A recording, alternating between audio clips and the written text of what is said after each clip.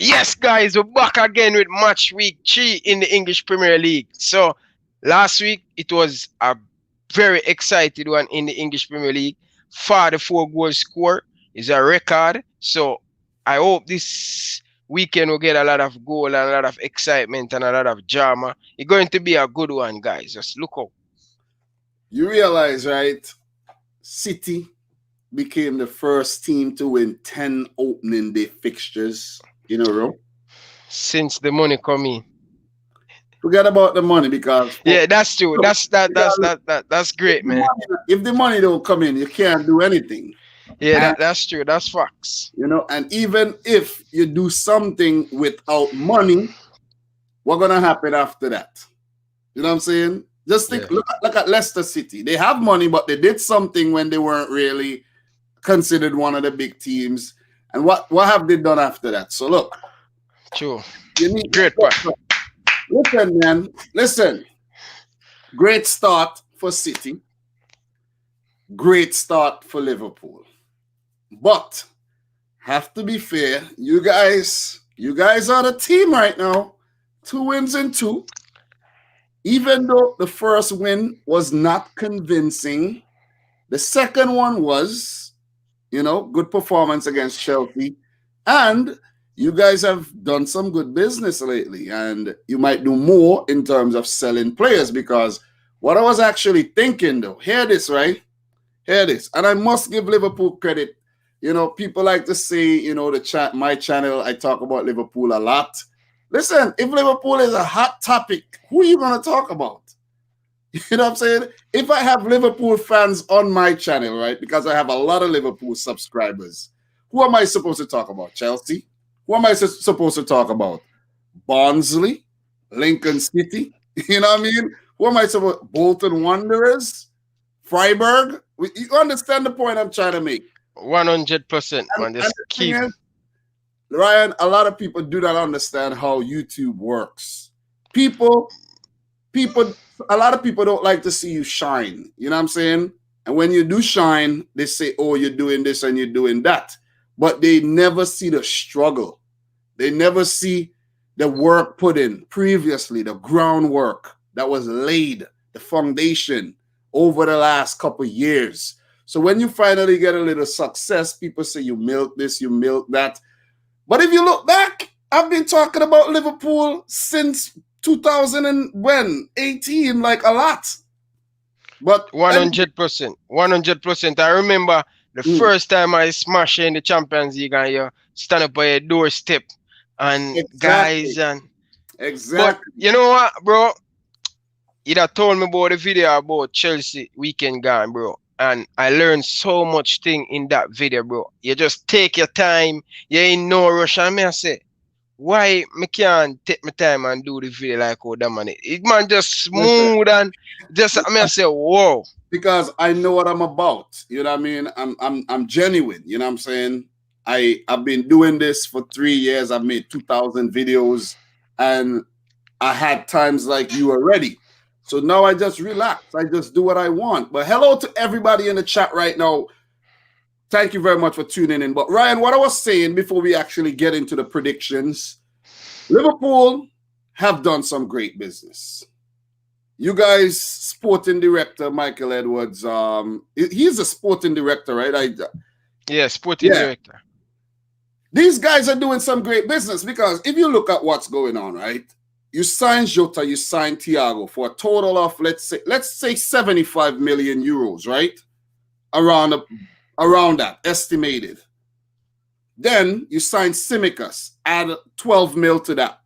Let's say 85 mil. That's 85 mil spent. But then you take off Lovren, you go back down to 75, right? Then you take off Hoover, you go back down to 65. Then I'm just balancing out things. Then if you sell a Harry Wilson, what's the reported fee? 15 to 20 million to Burnley? 20 million.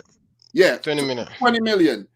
Take off 20 million, you go down to 45. Then if you sell Ryan Brewster for 25 million to Sheffield or Crystal Palace, and Crystal Palace can afford that because they just sold Alexander Sørloth to Leipzig. You take that off, you go down to, from 45, you go down to 20 million, right? You see what I mean? So you got to give the credit. Look, it's right there. It's plain as day.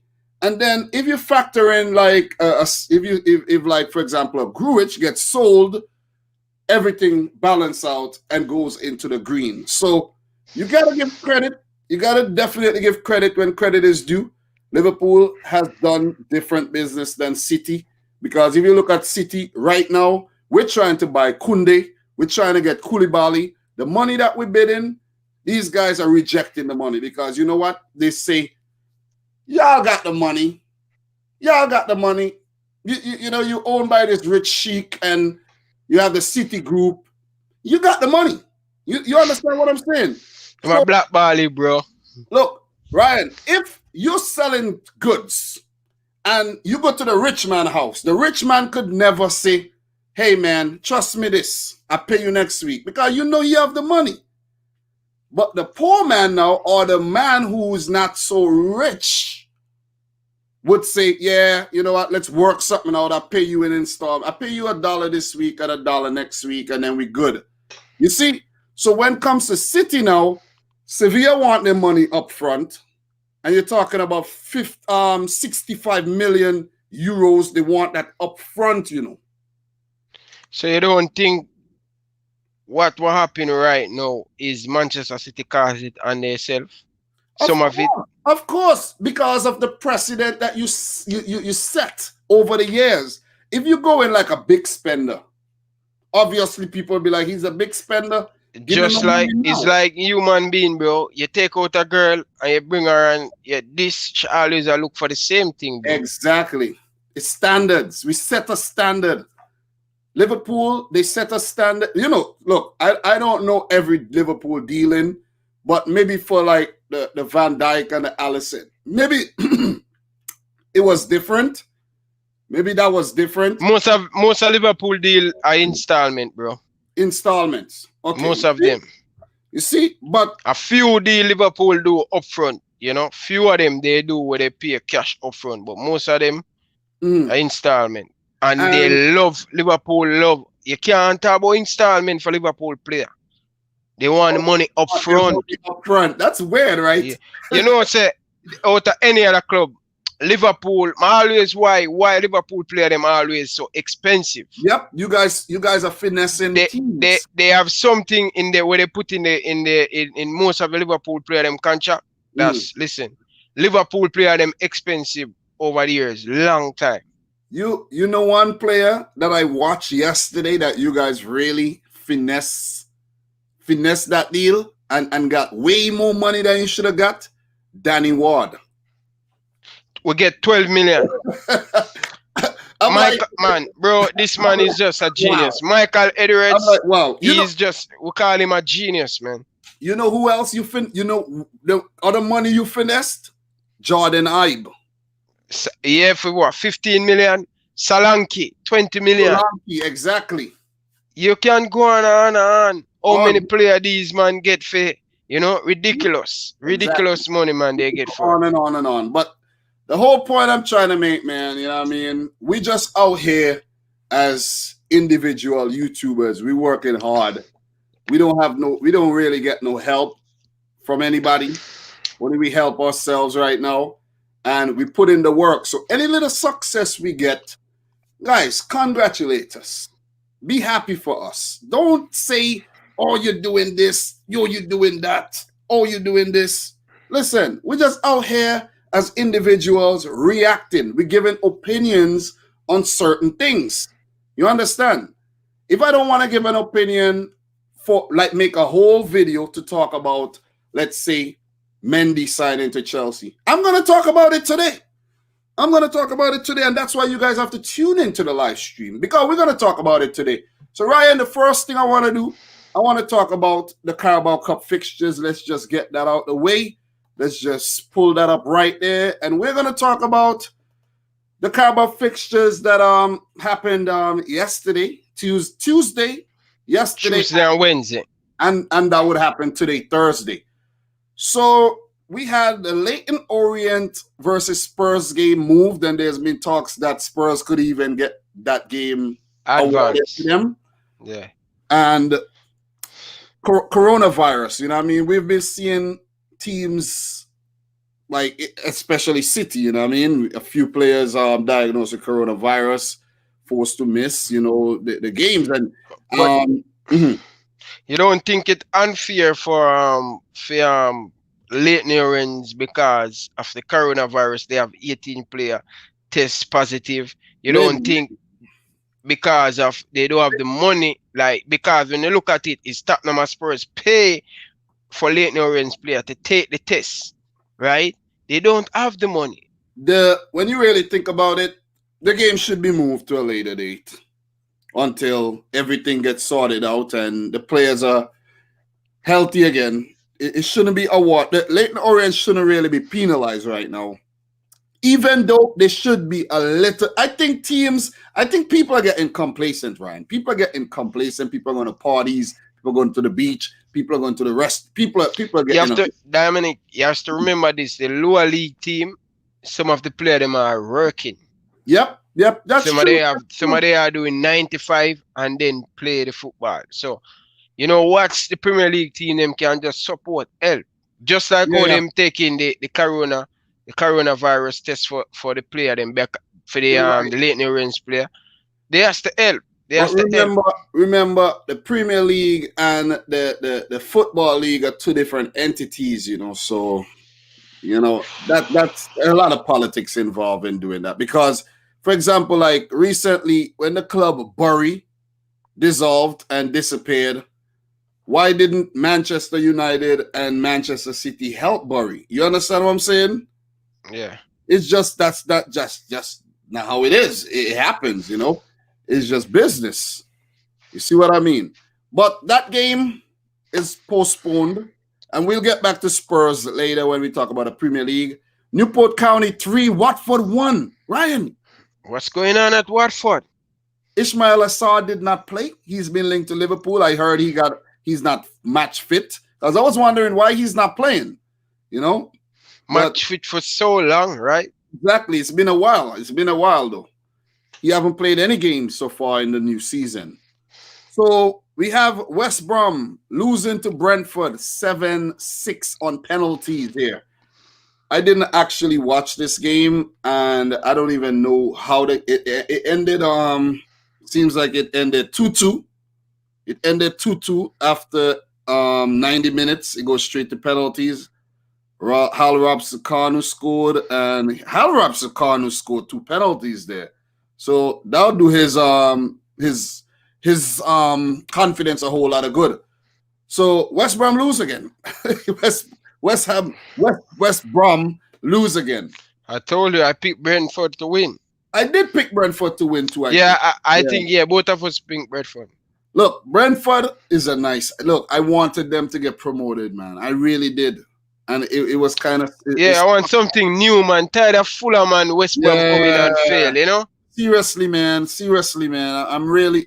And look, Brentford, nice little team, man. I hope they could go up next season. Seriously, I'm fed up. I'm absolutely fed up with Fulham. I don't care if there isn't any Fulham fans watching this right now. I'm just fed up with Fulham, Ryan. And their silly spending and their horrible recruitment.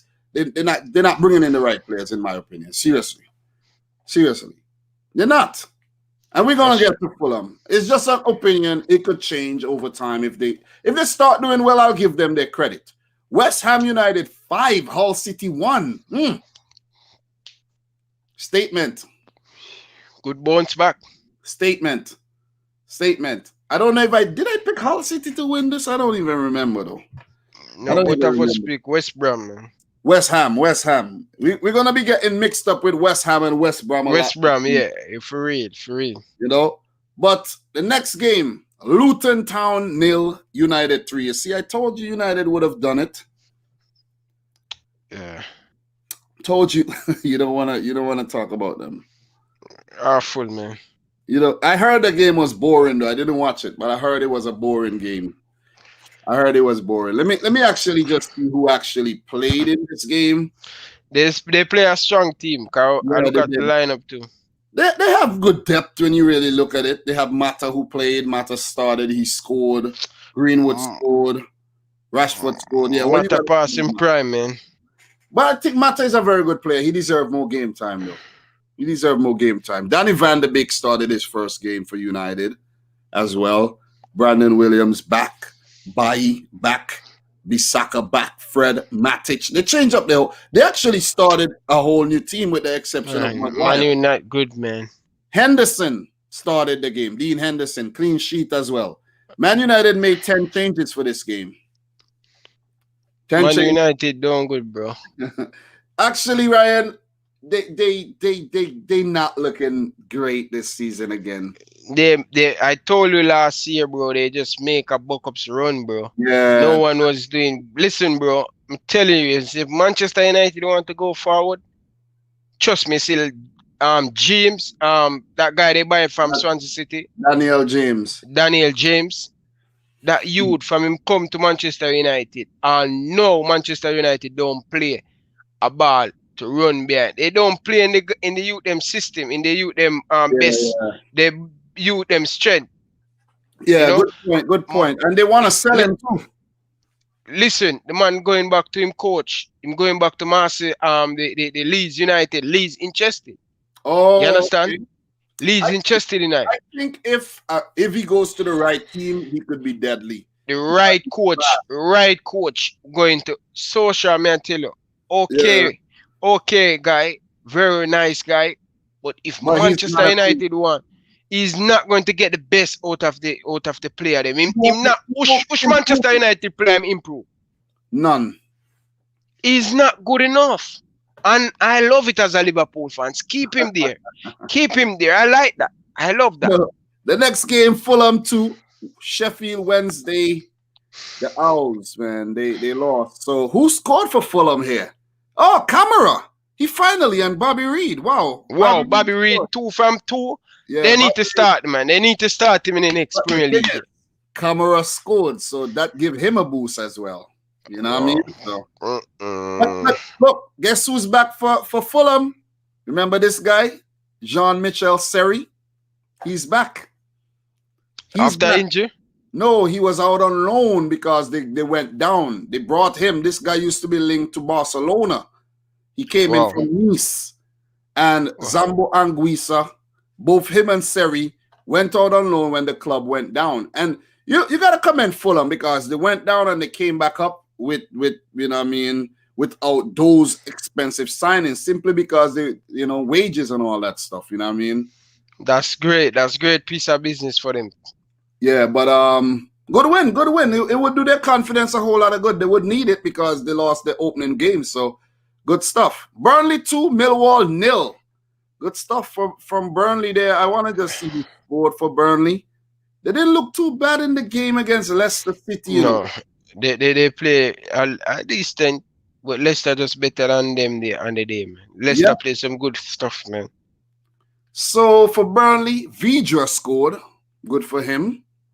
He actually scored, and they looked like it was an own goal or something. I don't see the other goal here. Maybe, let me see, maybe from the bench. Yeah, Brownhill scored. So, look, the thing I like about Burnley, right, is these little players that they push through, like a McNeil. Some look a youngster. Yeah, and maybe if they're able to get Harry Wilson over there, that would do a world of good for them. It'll be good. You know why? Why? Burnley is a very good set play team, and they're going to have a nice Harry Wilson who like to take a lot of set play, corner, free kick, you know. So he's going to be a good player, man. They do have a player who's very good. I think it's Eric Peters is very good on set piece, man. They practice that a lot, bro. Practice Eric Peters, very good in the set, taking set piece. I think it's him. They practice a lot, man. So good win for them, though. That would do their confidence a whole lot of good. Then the next game, we had Preston losing to Brighton. Good stuff for Brighton there. Brighton started well, despite losing to Chelsea on opening day. Bounced back well to smash up Newcastle. So good stuff. Who scored? Brighton really rotated their team as well. Brighton, wow. Jahanbash scored and McAllister scored. So good win. The next game, Stoke 1, Gillingham 0. We're not going to go through that. Chelsea 6, Barnsley 0. What are your thoughts on this Kai Havertz hat-trick, man? Wow. Good boots, that man. Good boots from a German player. Good. I want him and Timo Werner to do well. But I want to come over Chelsea a little bit, bro. You know, I feel so bad because as they talk about Germany, Kai Havertz, the news man, Arteta tweet say Ozil not in the plan and stuff, and I feel sad for him, man. Listen, man, who cares, bro? No, I feel. Listen, who cares, bro? No, they just listen. I know him not produce. Wait, Ozil don't care about nobody but himself, and he gets what's coming to him. They need to get rid of Ozil, pay the money, pay out his contract, and get him out. Simple as that. No need to discuss Ozil. Ozil is lazy. You understand what I'm saying? He's talented. He's very talented, but he's a lazy player. Simple as that. Simple. You know when somebody has so much potential, but they're just lazy, and it makes you mad because you're like, I remember Ozil at the World Cup, 2010 World Cup, and I'm like, I was so impressed with this guy. And then he was so influential for Arsenal with those. He was like the best creative player in the league, one of the best. And look, he have 20 assists, you know, Ty De Bruyne and that's what I'm talking about. That's what I'm talking about. Dominic, I think, man, I just feel away, man. I just see the cameraman put the camera upon him, and I just feel away for him. Because, you know, the reason why I feel away for him, all them has been cheating him. They just want to shove him out. They are shove him out. Wait. You don't know what's going on behind I know, bro. I know what's going on, Dominic. You can't go around feeling sorry for everybody. They must shove him out, brother. They must try to shove him out, bro. So what are they supposed to do? Listen, the man make him run down him contract. He don't want to leave him. You give him that. You know what I don't like with Arsenal fans and Arsenal board? They go like say, Mesut Ozil just hold them up with something and just take that contract. They give him that. So you pay the consequence. They give him the contract when he was playing well and producing. But he's at the time he was producing. They just never want to lose. They just never want to lose Sanchez and lose Ozil. So they give him that big bumps. He out of favor. Look, remember managers change. A lot change behind the scenes in terms of the hierarchy and everything. So Ozil are not factored into the plans anymore. You have to understand that. Ryan, we do not know what goes on behind the scenes. We don't know what Ozil said to these people, why they don't want him to play anymore, because Arsenal could use Ozil. But I don't know. Look, sometimes Ryan, even if you know something is good for you, you just say, I don't want it because of what transpired. You see what I mean? You just don't want it because I just don't want it. I'm going to go in a different direction. And that could be a situation with Ozil. But anyways, let's get back to the Chelsea. I don't know how you end up on Ozil, and we're not even talking about Arsenal yet. But anyway, I was sit down, man, and my mind just ran. Your mind is on Ozil a bit too much. Get your mind off of him. Havertz, this hat-trick. What do you make of the hat-trick? What else? Big things for come, man. That a lot of confidence give him going to the next game. I hope he can start to produce that what he produced for the likes of for the German national team and Leverkusen. I want to see that. You know, but he's a new young player and new country, new language. He's going to need time to settle in. True. He's very young. True. But I have to play a little devil's advocate here. I have to say, do not make this hat-trick fool you. Don't get carried away here with this hat-trick. Yeah, it's just a Barnsley. But listen, no. You never know what can. Wait here. wait here. You already talk up the positivity and be optimistic, but Ryan, do not make this hat-trick fool you. I need Havertz to come and score hat-tricks in the Premier League. I need Havertz to pick up a few assists in the Premier League. What? Look, and you know why you're so hypocritical? Let me tell you why you're so hypocritical. When Gabriel Jesus is lighting up these competitions, what you have to say about him? Tell me. You ain't got nothing good to say, but now Havertz score a hat-trick against little itty-bitty Barnsley, 6-0. They took advantage of Barnsley. Oh God, get the hell out of here with that, man. Havertz need to prove himself against Liverpool. He didn't do nothing. Against Brighton, he didn't do nothing. Come in the Premier League and score these goals, and then we're going to talk. I like Havertz, like what he did at Leverkusen, but that chapter is now over. The new chapter has started. Simple as that. Ben Chilwell was on the bench as well. He came on, made his Chelsea debut. Thiago Silva made his Chelsea debut as well. Callum Hudson-Odoi is not happy. Abraham scored. He should be happy about that. Tomori, teams want him. He might stay. Emerson played. He might leave. Any more thoughts on Chelsea? Any thoughts on Barnsley?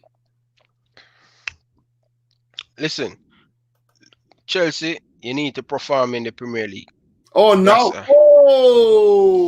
That I was just speaking on one specific player. He asked me any thought, and I'm just finishing it off with Chelsea. So now you're jumping on my bandwagon. So so now you choose to I was talking about one specific player. So now you choose to be a wagonist. No, I'm not a wagonist. I'm saying you asked me if any more thought on Chelsea. Okay, I just want to clarify. And I'm saying Chelsea need to produce in the Premier League. No.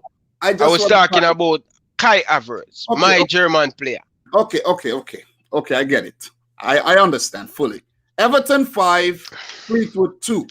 Wow, Everton looking. Hey, Pickford, man. This guy still be. Him still be the England #1. And you always back him. He made a mistake. Everybody made mistakes. Alisson made a mistake. Too much mistake. Man, too much mistake. A lot of mistakes recently, and you still call him the best goalkeeper in the world. Too many mistakes. Too many mistakes. Listen, you did. Okay, so chill out. Things happen.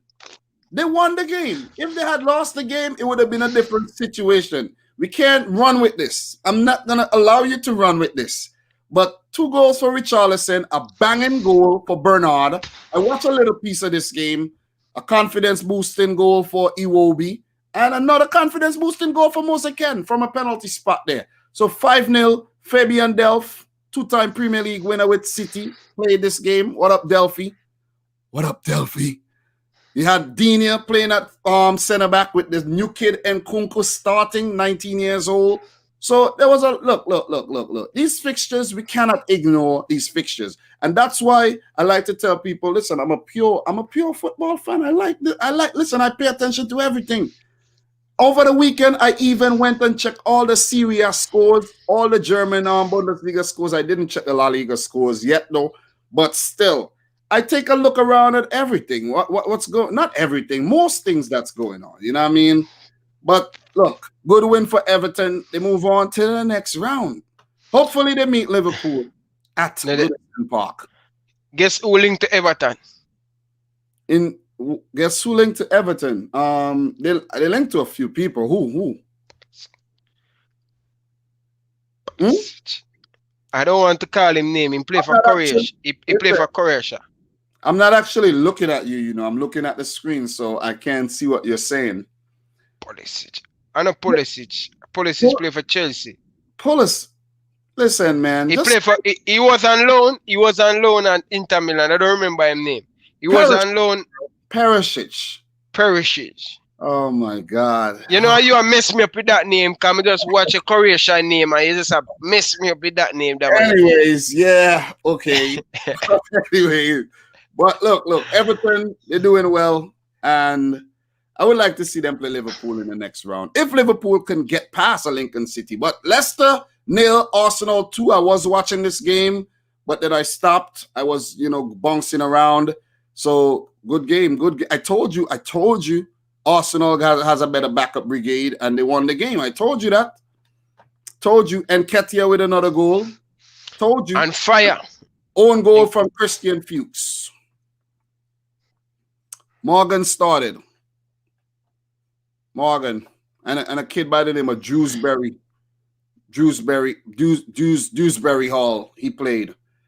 Look, you know who we finessed? You know who we finessed? Leicester for? We finessed Iheanacho. They paid way too much for him, in my opinion. The first player that Chelsea you guys sell so expensive, right? I think is one of our most expensive outgoing players. Yep. But Pep probably didn't like him. But anyways, Maddison has not scored, since New Year's Day. That's not good. Wow. That is not good. I actually thought Arsenal's new goalkeeper would have played here. He didn't play. But Nicola Pepe had a good game, though. So look out for Pepe this weekend against Liverpool. Look out for Pepe. Look out for Pepe. And the last game that we have to talk about before we move on to the next fixtures is Newcastle 7, Morecambe FC 0. I didn't even notice. I just found this out today. And I'm like, oh my God, 7. That's a lot of goal, man. I'm telling you, 7th heaven. Look, that's good boost for them because, look, Joel Linton scored 2. Jacob Murphy, he's a twin. He scored 1. Lascelles scored 1. Almiron scored. Isaac Hayden scored. And I think there was an own goal by Sam Lavelle. So, that's confident, man. Good win for Newcastle. Next round. Good win for Newcastle. That's the next round for Newcastle. Oh, yeah, definitely. So, your thoughts, Bristol City versus Aston Villa. Thursday, September 24th. Bristol City, Aston Villa? Yeah. Aston Villa. Okay. Lincoln versus Liverpool today. All Lincoln. These are today. Man City, Bournemouth. Oh, boy. Look, today. Oh, you're going for Bournemouth? No, for real, though. For real. Manchester City, Bournemouth. Yeah, who you going for? I'm going with Manchester City. Okay. I need you to be objective, not biased. Look, today we most likely will see the American goalkeeper, Zach Steffen, making his debut for City. There's a kid by the name of Liam Delap, highly rated youngster. I was reading up on him today. He might actually get a start. And we definitely will see Gabriel Jesus. Definitely. Banging a chick. Yep, definitely. I think we should beat Bournemouth, Ryan, but look, I won't be surprised if they beat us. I won't because they're pretty much still they just came out of the Premier League, so you can't take them lightly. Anything can play, any card can play. Yeah, but we have been getting the better of Bournemouth for a very long time, so I'm not really too worried about them. But I'll be watching that game later. And the Liverpool game, I like to watch all the Liverpool games so I could get insight, you know what I mean? I will watch that replay later on. Plus, we have the Super Cup today as well. So, a lot of big fixtures, man. A lot of big Super Cup, Seville. Against Bayern. Who do you have? I'm going for my German team. Bayern Munich. Look, this is going to be a good test. Sevilla. Look, we're not going to go deep into the Super Cup right now, but there's been a few occasions where the Europa League winner has, beaten the Champions League winner.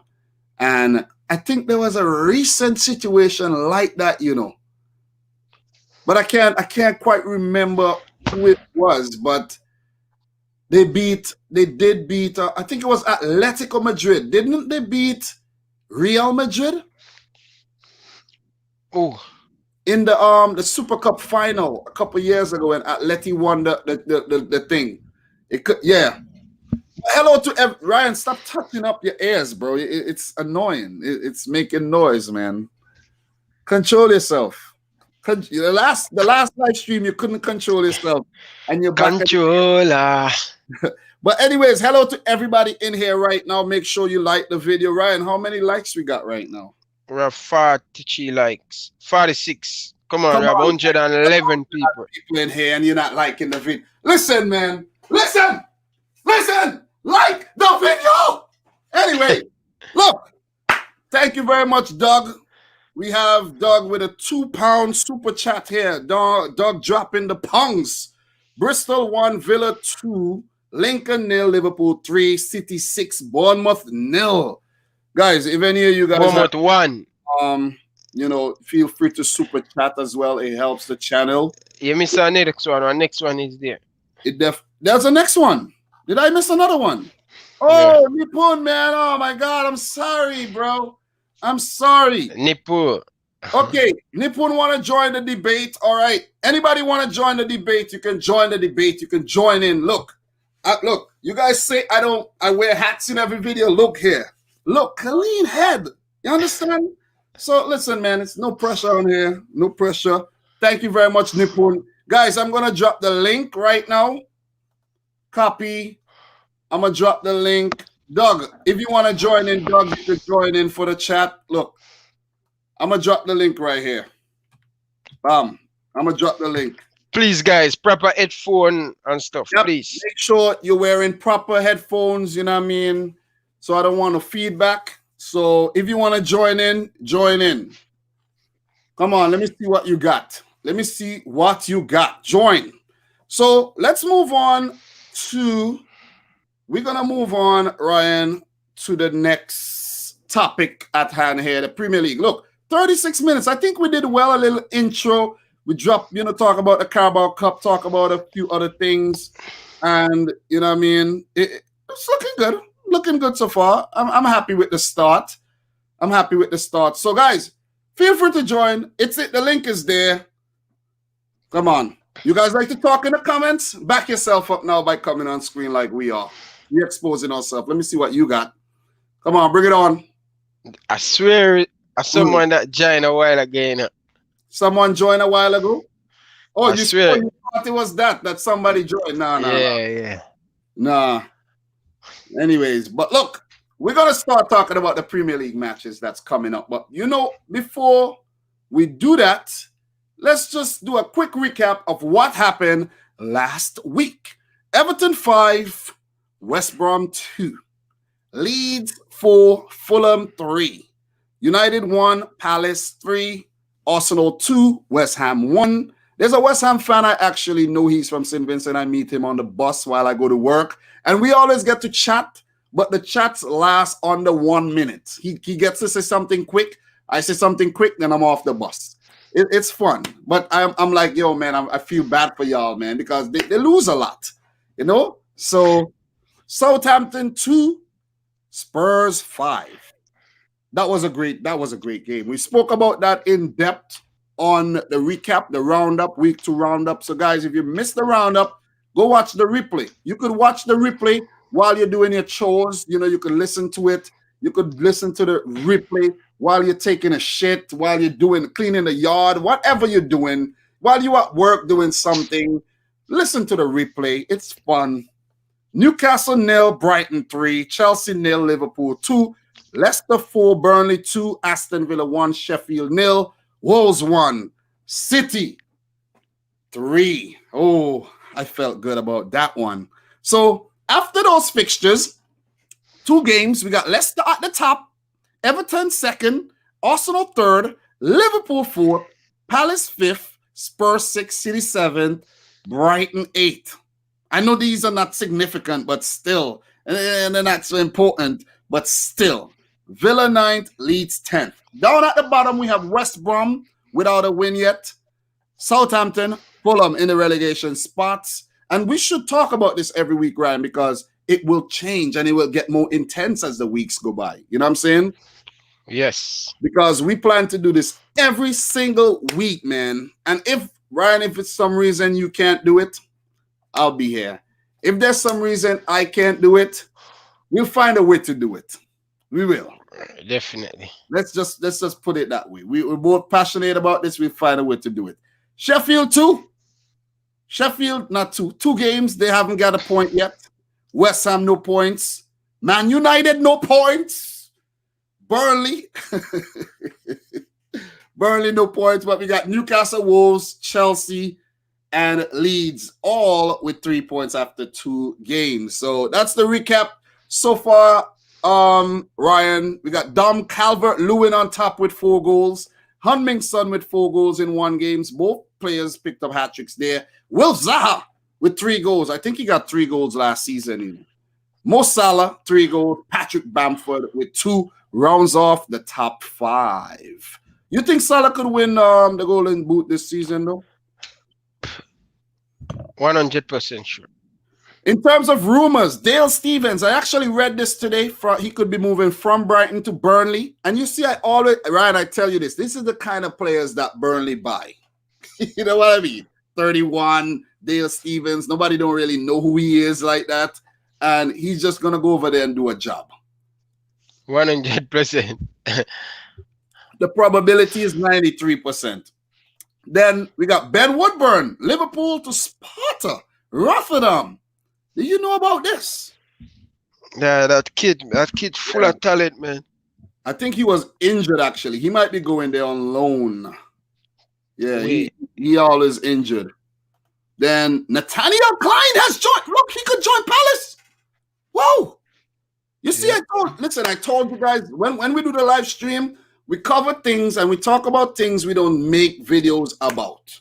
So join up the live stream. Let me check to see if anybody actually joined. Yeah, we got somebody here, bro. Nas Kabir, what up? Yes, sir. How are you, my brothers? I'm good, man. How are you? Yeah. Good to see Ryan and you both. Yeah, man. You've been on the channel for some time. I know about you. You've commented. You've left questions for the Q&As. And it's nice to see you, man. A big Liverpool fan that you've gathered. Yeah. Where are you from, though? I live in England, but I'm originally from Bangladesh, but I'm a first generation. Bangladesh, bro. What up?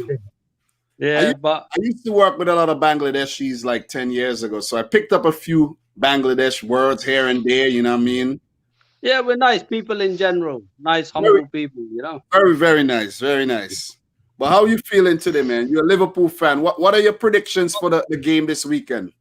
Well, the weekend. Okay, I was going to say the one tonight first, you know? Well, look, we don't want to discuss that one too much because it's Liverpool should win. But what are your thoughts on that one, though? Okay, which one? The weekend match?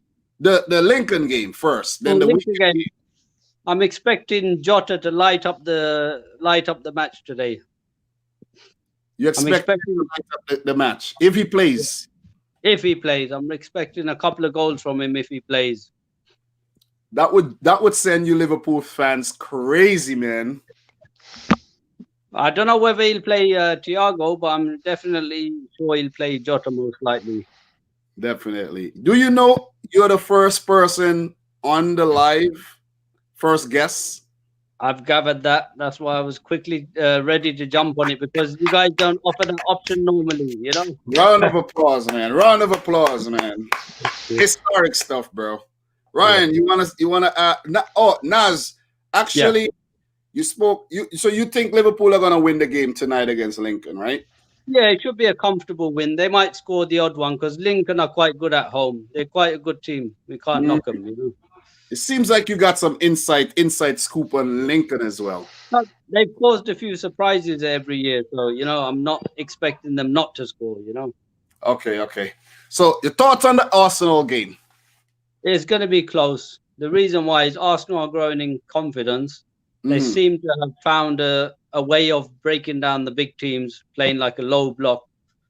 But because Liverpool are at home and they know they have to get used to playing without fans, I think we'll win, but it won't be like a 3-1 or 4-1. It'll probably be a 2-1 or 3-2 or something, you know. I just think it's going to be a close one. It's going to be a close one because Arsenal has really challenged Liverpool in the last 2 games they played them. And even going back to that Carabao Cup game, the 5-5 match. So Yeah. Arsenal always they seem to show up when they meet Liverpool. It's a big game. Yeah. It's a huge Yeah. game. It's just their Anfield record isn't great, which is why I think we should edge it. Yeah. I wouldn't really count out a draw, but Yeah. you guys should win it because of your home record. Yeah. But you guys would hear what I actually have to say about that later on when we get to that fixture though. Oh. Definitely. So Ryan, somebody asked, are you sleeping? Sometime. Are you sleeping? Listen, bro. Sometime, guy. Oh my Sometime, man. Oh my goodness, man. Listen, man. Do you want to go take a nap or something? We have a few people here in the stream right now. We have Giannis, but Giannis, where's your camera, Giannis? You need a camera to show up, bro. You need a camera. So, Naz, anything else you want to say? Any other thoughts? No, I said I'm just very excited for the season now that we've got Thiago, Jota. I don't think Sar's going to happen. I'm not really that bothered about Sar because I'm happy with the two signings we do have. It would have been great to have got Sar, but possibly another centre back. But the thing is, who are we looking at the moment? Not really hearing much talk about centre backs at the moment. Centre back, you've been looking at Ozan Kabak from Schalke. Yeah. Schalke needs to sell players. They're going. I've already told Ryan that I'm not keen on him after getting beaten 8-0. But you can save him. You could deliver him. You know what I'm saying? Yeah, I'm sure he can get better. You can deliver him. Yeah, and Bayern are really strong at the moment, so you got to take that with a pinch of salt, I guess. Nance, I thought it was a Chelsea fans though. No. You have a Chelsea logo on your picture, right? No, that's not him. That's Nipun Sharma. As fans, we're entitled to have opinions, So I just thought personally that, after what I've seen, I was a bit lost my confidence, That's Nipun Sharma. I was going to show you my Liverpool shirt. My Liverpool shirt's put away, So Naz, what we're gonna do, right? We're gonna the first game we're gonna talk about is the West Brom Chelsea, and I'm gonna leave you here, and then I'm gonna bring on Nipun because he's a Chelsea fan, so he could talk about the game as well. And after that game, we're gonna bring on somebody else, and you understand? Yeah, so I appreciate you joining. So you could stay on. We're gonna talk about the Chelsea game, and then after that game, then you could bounce off, and then we bring on somebody else. You know what I'm saying? Yeah, that's cool. Yeah. So we got Nipun. What up, Nipun? How are you? I'm good, man. How are you? I'm good. Like I've got a new shirt. Bayern Munich. You finally changed the Chelsea shirt, huh? No. I just saw this on Facebook, and if it had Chelsea on it, God wish, I wish, but I would have bought it. I would have bought it either way. Yeah, but you know why you bought that shirt? Why? Because you're a true football fan, bro. Yeah. That's why. Look, I don't believe in hating this team or hating that team, but when it comes to match days, I just want my team to win. Look here. I bought this, and this is a Bayern Munich PSG Champions League scarf. See? Because I like it like that, you know what I mean? I like stuff like that. But hello to everybody in the chat right now. Make sure you like the video. Smash the like button. Nipun, we're going to talk about the Chelsea game right about now. I'll put that up on the screen right here. Before we move on to that Chelsea game, I don't appreciate you saying it's only Barnsley, because look what happened when Man United last faced a League Two team. Let me just show you. I remember a couple seasons ago, right? They struggled. They lost 4-0. They lost 4-0 to Milton Keynes. When was that? How long ago was that? 2014. So I don't want people telling me it's only Barnsley, okay? Okay. You got a point. I understand. So Nas went and got his Liverpool jersey to prove that he is a Liverpool fan. And I have a Chelsea hat, but I just can't find it. Yeah, why? You have the back behind you looks so spacious, man. I like your apartment, bro. Thank you. This is actually just the upstairs. Oh my God! So you live in a mansion? Well, gated community. Oh, gated. Listen. You're loaded, man. You're loaded. Yeah, my parents are business owners. Well, I like that, man. I like that. But look, Nippon, man, you've been wanting to come on for some time. We got to get through these games. Let's talk about the Chelsea-West Brom fixture. So if you look here, the last 10 games, West Brom has only defeated Chelsea on one occasion dating back to 2015. So, look, all roads are pointing towards a Chelsea win here. It's actually a mismatch on paper. And from the start that West Brom has, shown so far for the season, I would say we're favourites. Not being biased, but I would say we're favourites. West Brom? No, Chelsea. I said we. Oh, of course. Just one second, man. Dominic. I'll be right back. All right. So, yeah. So, Ryan, your thoughts on this game? Well, definitely Chelsea, they need to win this game. West Brom, they full a lot of red card. The manager get red card. So I'm expecting Chelsea should bounce back and win this one. Definitely. After losing to Liverpool, they should bounce back. Chelsea should have a lot of quality to get past this West Brom team. Definitely. Giannis. All right, Giannis. Hello. What's up, man? Hello. I'm good. You? Nice to see you. Where's your video, bro? I don't have a video. Well, in the future, you're gonna need video before you come on. Okay. All right. Thank you. Who do you support? Liverpool. Why are you hiding your face, bro? You gotta have video. I think you're lying.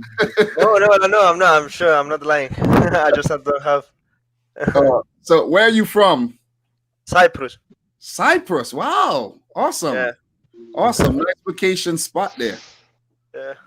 Awesome, man. I like your videos, Dominic. Yeah. Thank you very much, man. Just that. I just wanted to say hi. I'm actually a bit nervous talking to. Don't be. Just relax. If you want to stick around, just relax and don't be nervous, man. We all the same, man. Just let's just talk about football and have some fun. Of course. You know what I'm saying? So Nippon, you're back. You got the Chelsea hat.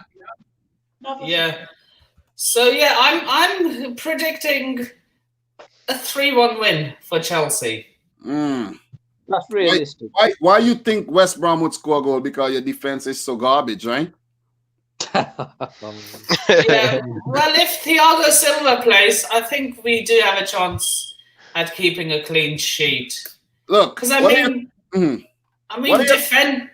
Sorry, you what are your thoughts on Kepa and the new goalkeeper Mendy? Because you guys just signed Mendy. You guys have a new goalkeeper.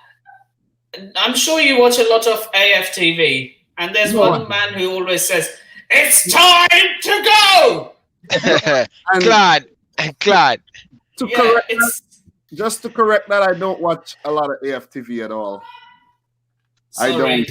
Yeah, it's fine. I just don't have a lot of time to watch AFTV, When I'm so busy doing my own thing, it's hard to watch a lot of other stuff. I'm talking about Claude, man. Okay. Time to go, man.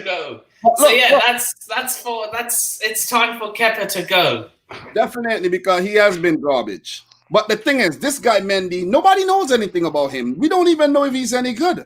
But the thing is, I think Ren did well last season. I think Ren qualified for the Champions League, if I'm not mistaken. And, you know, he's a quality goalkeeper. So we have Edward Mendy, Malang Sarr, Thiago Silva, Hakim Ziyech, Ben Chilwell, Timo Werner, Kai Havertz, all coming in. Chelsea has to do something big this season. They have to.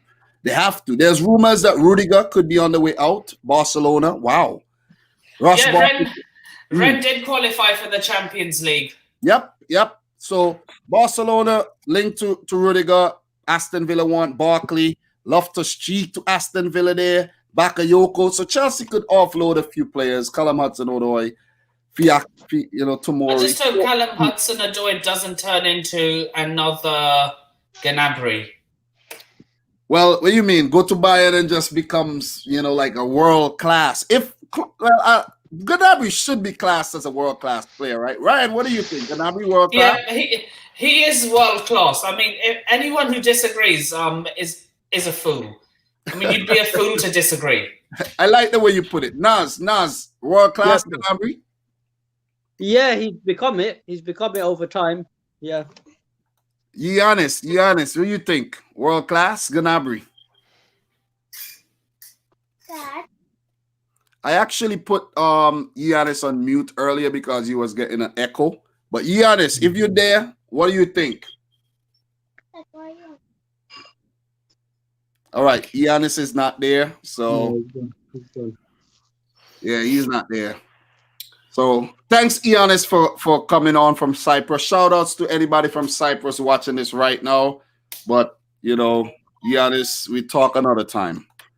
So there was So yeah, I really hope we do something. I mean, finish in the top 4. I mean, we have to. You have to. Yeah.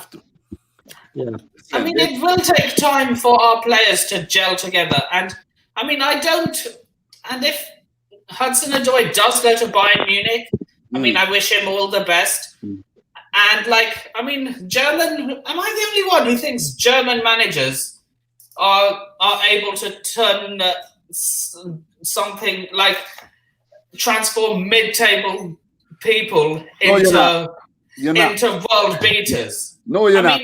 I know what you're saying. I mean, Hansi Flick could do a good job if he gets Callum Hudson-Odoi. Not on the topic of Chelsea, but you know who I think needs to go to Germany? Who? Jesse Lingard. Wait, he's not getting any. He's what? I'm just saying. He's not going to Bayern Munich. He won't get into a Bayern Munich team. Not Bayern Munich. Like a Freiburg or Union Berlin. Like a Werder Bremen. Yeah, or Union Berlin or one of them teams, Or Bielefeld or one of them teams. You know what I'm saying? I was going to say, what are you smoking, Dom? I can't smoke. You know what? I cannot smoke. I actually like to smoke a little ganja, you know what I mean? But I can't because of work. And the crazy thing is, I got a random drug test twice in the last 2 months, which is nuts. You know what I mean? So I definitely cannot smoke. Nippon, I can't smoke. So in the future, if you're thinking, have Dom been smoking something? Nah, I can't. It's just an expression. I know. Yeah. I know. But look, Ryan, your thoughts on, who you think is going to win this game, Ryan? Chelsea. So you're going for Chelsea? Yeah. By how? How much? I'm predicting Chelsea to win 3-1. Okay, so Nippon is going for a 3-1-2. Mm-hmm.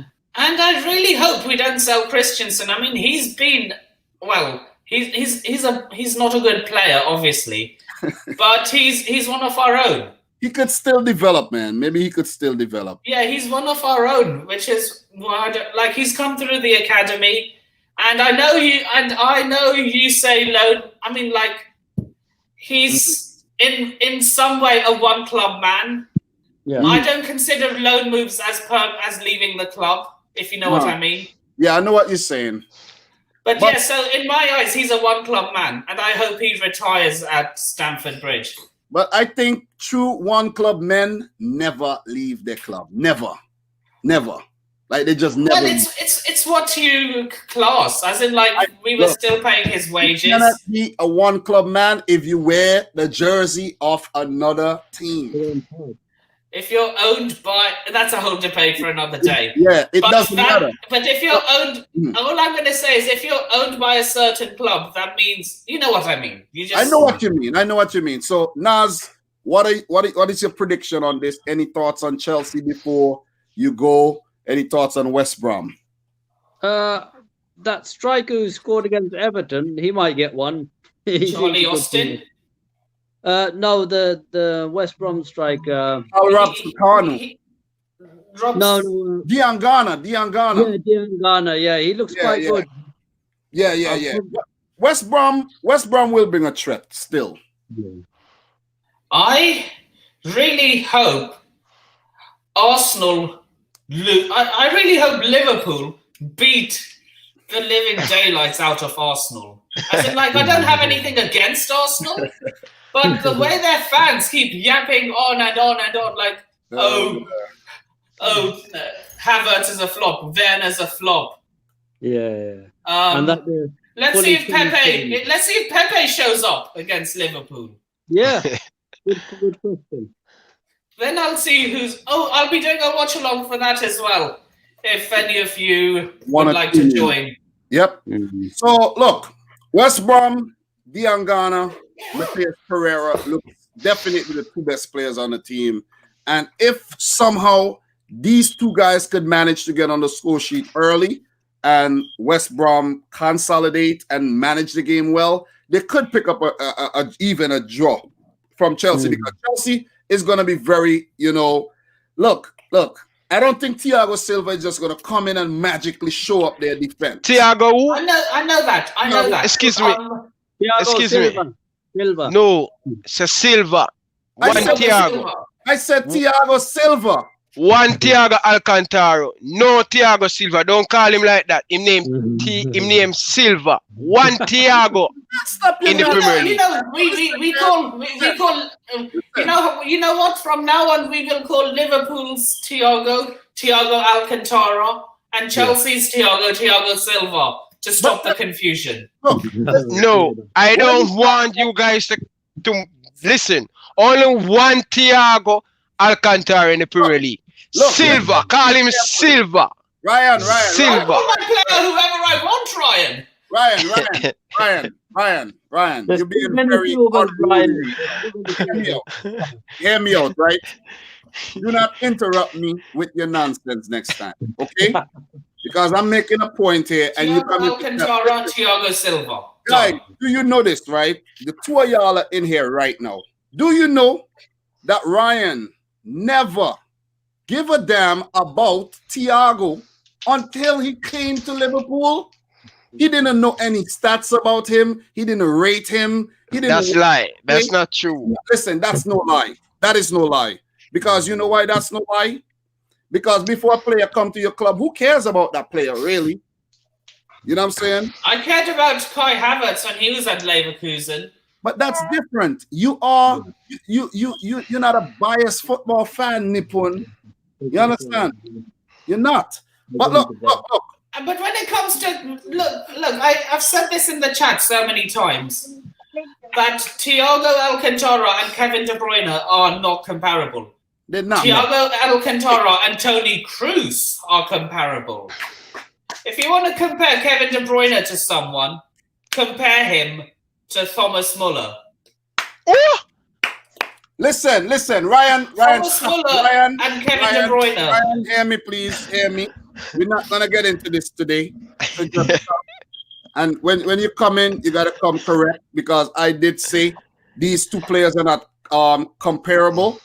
Thiago and De Bruyne shouldn't be put in the same thing. They're not the same type of players, and you wanted to go on and on and on and kept asking. De Bruyne and Muller are the same type of player. Exactly. Nippon, wait, right? Hear me out. Do you know? You kept asking me who's the better midfielder, who's the better player. Who was nominated for the best player in Europe this season for Kevin the last? Kevin De Bruyne. Naz, did you see the news, Naz? Yeah, I seen it. Yeah. Ryan, Answer my question, please. I saw your bogus one on your channel. I've said this so many times. I've said this so many times in so many different live streams that Kevin De Bruyne is the best midfielder in the world. However, Thiago Alcantara is the best box-to-box midfielder. Okay, but before last season, people weren't even considering Thiago as the best box-to-box midfielder. Dominic. I was. Listen, they weren't. Dominic. I know this. People, listen, nobody even cared about Thiago. Nobody cared. I did.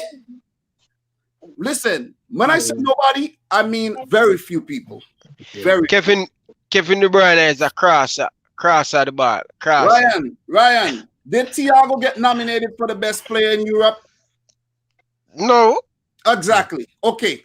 Okay. Rest my case right there. Rest my case. If two players got nominated: Robert Lewandowski and Kevin De Bruyne. Look, if they have categories now for the best, midfield, and Thiago does get nominated and he does win it, then he has an argument. Simple. But look, let me just finish off this West Brom thing. I'm going to go for a 2-1 win for Chelsea on the road. West Brom will get a goal because they pose a threat. And they have a few little guys in there like a Kyle Edwards and a Raheem Harper who could actually, these guys has a little spark to them. I have, a Charlie Aston, a Hal Rapsakanu. These guys could pop up and give you something. I don't think they would threaten too much, but they still pose a threat. Chelsea should win this one. If they don't win this one, there will be a lot of talk about Chelsea. There will be a lot of talk. So I'm going for a 2-1 win for Chelsea. Ryan's going for a 3-1. Nippon is going for a win. Naz, you going for a win as well? Yeah, 3-1. Yeah, 3-1. So we have a few people in the chat right now waiting to come on. A few people without cameras. Guys, make sure you turn on your cameras if you want to join the chat. If you don't have a camera, you could just come in. You could say hi. But this is where we're going to end the Chelsea-West Brom thing. And Naz, it was great having you on, man. Appreciate you coming on. You could come on in the future again. And yeah. Nippon, appreciate you coming on as well, bro. Yeah, I'd like to come on in the future as well. Definitely, man. Anytime, bro. Yeah, just leave the link in the chat when you start your live stream, though. Definitely. So if you guys have any closing thoughts before you go, share it now or forever hold your peace. No, just hold it for the next one. Yeah. All I hope is that Arsenal gets smashed after the way they badmouthed Havertz and Werner. All right, so Naz. All I'm going to say, we need to get more of these streams where you can get people on. Definitely. Yeah, that would be great. Definitely, man. So, guys, we talk soon, man. We talk, all right? Nippon, we see you soon. See you. All right. So, we have Mo here. Mo, turn on your camera. I saw your camera was being on. What up? Welcome to the chat. Well, we have two from Mo. Let me see. Okay. Let's kick that one. All right. People are joining, but people are not turning on their stuff, man. You guys all getting kicked out. Ryan, let's move on to the next game, Ryan. Perfect. Let's move on to the next game. We got to run through these because, it's taking a lot of time. So, Brighton United. But wait, before we move on to that, Chelsea will play Palace next. And for West Brom, they play Southampton. So, kind fixture for Chelsea, if you ask me. That's true. They should win both of them. And West Brom, they would look forward to playing Southampton at home. Southampton has not been good at home. But look, United Brighton. Do you think that Brighton could actually get it against United? Could they pick up this win here? Could they? Brighton just come off a 3-0 victory. 3-0 victory over Newcastle. They should get something from the Chelsea game, the first game of the season. Yeah. But Nevertheless, they bounced back against Newcastle. Coming into this game, Manchester United are come off a 3-1 loss, their first game against Crystal Palace at Old Trafford. They probably want to bounce back. They have to do much better though. They have to work very hard in the midfield. Else, this Brighton team, you cannot take them lightly. Lamps going forward. Brighton is scary on the counter with a lot of pace. So if Manchester United don't watch themselves, but I think Manchester United win there after Premier League restart last season. I think Manchester United should get the better of Brighton because I think Manchester United have more quality, but do not count out Brighton.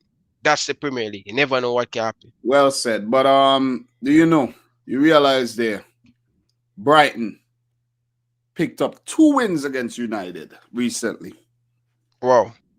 2 wins. I think that was when Chris Hughton was at the club in August, and they picked up one in May. So they did the double.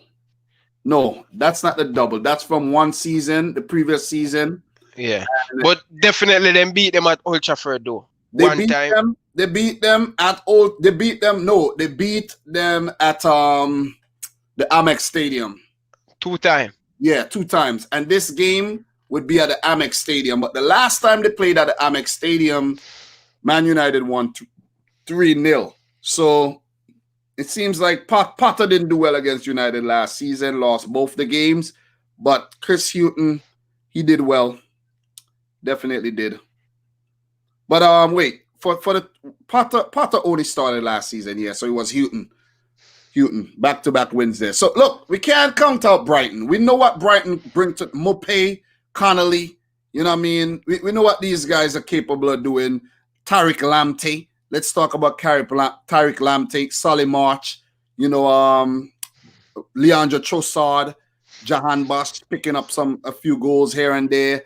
Look, Graham Potter ain't coming out to play no games. Ben White at the back there. They ain't coming out to play no games. They're taking games. They're taking the games to teams. You know what I mean? They're not saying, hey, we're Brighton and it's an easy game. No, it's not. So they play some good stuff, man, and they have experience playing the team too. So Ryan, we got your boy. Is this your boy Mo, or is this a different Mo? That's a different Mo. Yeah, Mo's a Man City fan, man. What's up? How are you doing, man? I'm so happy to be in your channel. Yeah, man. Where are you from? So I'm from the United Arab Emirates, but I live in Sweden. Oh, wow. Nice. What's the weather like in Sweden right now? Sometimes it's raining, sometimes it's summery. So you have like to prepare yourself for anything could happen. Like in 5 minutes it could rain. Wow. I would like to visit Sweden though. Yeah. Yeah, definitely. Scandinavia, would love to go to Sweden, especially in the winter, Yeah, I would really prefer to come in August. No, I wanna come in winter. I just wanna, look at the landscape and stuff like that. I just wanna, come in the winter. I would like to experience it in the winter time. So Mo, you're a City fan, I see, man. Yeah, I'm a City fan. Yeah, man. Appreciate it, man. Appreciate you coming on. Forever. Definitely. What are your thoughts on Man City this season? Like, you think that we could actually win the league? So yeah, I think we could win the league because right now Pep is in a really big pressure. Because if he did not win the league or win the Champions League, maybe there's a possibility to be out of City. Well, he's in his final year of his contract. So if he doesn't win, he could actually leave the club in a very bad way on a low. And it could actually force him to renew his contract as well, because he would have unfinished business. And Pep said he could get sacked too. So who knows? But I don't know. I don't. Yeah, but he said, I know. But Pep said that he's happy to stay at City, and he's always welcome to stay at City if he wants to stay. So what are your thoughts? Do you think that Liverpool can, or do you think from 1 to 10, what are Liverpool's chances of retaining? So the chances for Liverpool, let's be honest, even if Liverpool is not in a good situation, they're always gonna be facing for the title. So Ryan, you're not saying hi to Mo, man? Mo, welcome, man. Welcome, Mo, man. Appreciate you coming on and stuff. I like your Manchester City jersey. I don't have a problem with Manchester City. Good City fans, quiet, you know. So, thank you very much for coming on and bringing. Welcome every team. We welcome every team. Listen, Yeah, a lot of cool City fans out there, man. Ryan, Mo, Yeah. Mo, I have a question for you, right? Yeah. I know you're a youngster, you know. Tell your mom, right? Yeah. Make a cup of coffee for Ryan, please. Oh my God, man. Ryan. Oh man, next time you're doing this, I know you're back at work and you work in the nights. Make sure you get a cup of coffee, bro. You know what I mean? I'm not sleeping. I'm a strong guy in the gym almost every day. So I'm not saying you're sleeping, but make sure you get a cup of coffee, bro. You know what I mean? But Mo, I don't drink coffee. Mo, before you go, Mo, what's your prediction for the weekend fixture between Man City and Leicester City? So I think it will be 3-1 or 4-1 City if Jules Koundé came to City. But if Jules Koundé did not come to City, I think it will be 2-0 City or 2-1 City. But even if we get Jules Koundé today, I don't think he would start against Leicester, though. You know, so yeah. But what I can tell from that, you're excited about the new potential signing. Yeah, because they said, I think I saw on Instagram, City Extra said that after the Bayern versus Ashvili game, maybe Jules Koundé will come to City and maybe he could be an officially City player. Yeah, so you're a big fan of City Extra, huh? What? I say you're a big City Extra fan. Yeah, I'm a City fan. Yeah. So for those of you guys who want exclusive City videos, you go to City Extra. Dominic Rich FC is not a City channel, but I am a City fan. I talk about every City game. That's I don't get why people don't understand that. You know what I'm saying? But thank you for being part of the, being a subscriber of the channel. I hope you are subscribed. You are subscribed, right? Yeah, I'm subscribed, of course. Right. Thank you very much. But thank you, Mo. Thank you for coming on. Appreciate it. And you're welcome to come on in the future, okay? Thank you. All right, man. Yeah, man. Peace out, man. Have a great day. Yeah, so Ryan, man, we go back to the Brighton. I love this. I love this. You love what? I love this energy where the fans coming in, you know? Of course, man. Of course. People, listen, we told people to come on before, but nobody were brave enough to come on. But Potter versus Solskjaer here, look, listen, this game could go any way, man. Brighton, they're a hungry team. Potter has never won against Solskjaer here. And look, Solskjaer has never lost to Brighton. Potter has never freaking won against United. So look, there could be a first for everything, but all roads are actually pointing towards a United win here, though. Definitely. Even though I must say that, look, Luke Shaw look a little fat. Harry Maguire ain't looking too good, in my opinion. They got to bring Wan-Bissaka back in the team instead of Fosu Mensah. Van der Beek has to start. And look, Greenwood has to start. Pogba may start, and they got to put out their best team. They have to. Van den Beek should start over Paul Pogba. Nah, come on, bro. You're disrespecting Pogba, bro. Come on. You know why? Listen, man. Listen, you're disrespecting. You know why? How is he supposed to get his form back if he's not playing? He's not playing nothing. Nah, you can't do that. You can't do that. Pogba not doing nothing. You can't say that. Nah, I'm not gonna. Nah. I know he's not playing well, but not playing him ain't gonna send the right message. They should sell him if Man United smart. Oh boy. But look, if he was supposed to get sold, he would have got sold already. Listen, bro, this man just too much, man. This man need to start to produce. Yeah, paid so much money and need to start to produce. Definitely has to produce, though. So your predictions on this game, the Brighton at home versus United. I'm predicting United to win 2-1. Sad to say, but I'm predicting them. Much better team. Okay, so you're predicting a 2-1 win for United. I'm actually predict. I'm gonna do something a little different here, and I predict a 1-1 draw. I'm gonna predict a 1-1 draw. I think Brighton are gonna get something from this game. You never know. I think they're gonna get something from this game. So I don't think, in terms of new signings, United always looking to sign somebody, and they're not getting the players that they actually want. They're looking to bring in a left back in Tellez. Jesse Lingard went there on loan before, so that's the most recent player who and a guy by the name of James Wilson. So any thoughts on Jesse Lingard before we move on? Who? Jesse Lingard. Who name, sir? Anyways, man, let us move on, man. Man. Yo, man. Who names so? Who is Jesse Lingard? Jesse Lingard? Who the guy who the moonwalk? Listen, man. United need to step up against Crystal Palace. That was a shameful performance, and if they don't pick up anything and win against Brighton, we're gonna see United outside the top 6 at the end of the season come May. Definitely will. I could go deeper into these games, but let us move on. We have Palace versus Everton. That's a juicy one. Yeah, two farm team. Yep. Two farm teams. Wins in their first 2 games.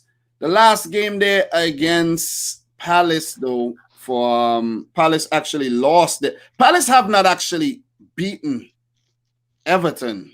Is a lot of draws. Yeah. Palace haven't. They will get beaten this weekend, though. Palace haven't beaten Everton in the last 10 fixtures. We're talking about last 10 here. We're not going beyond that.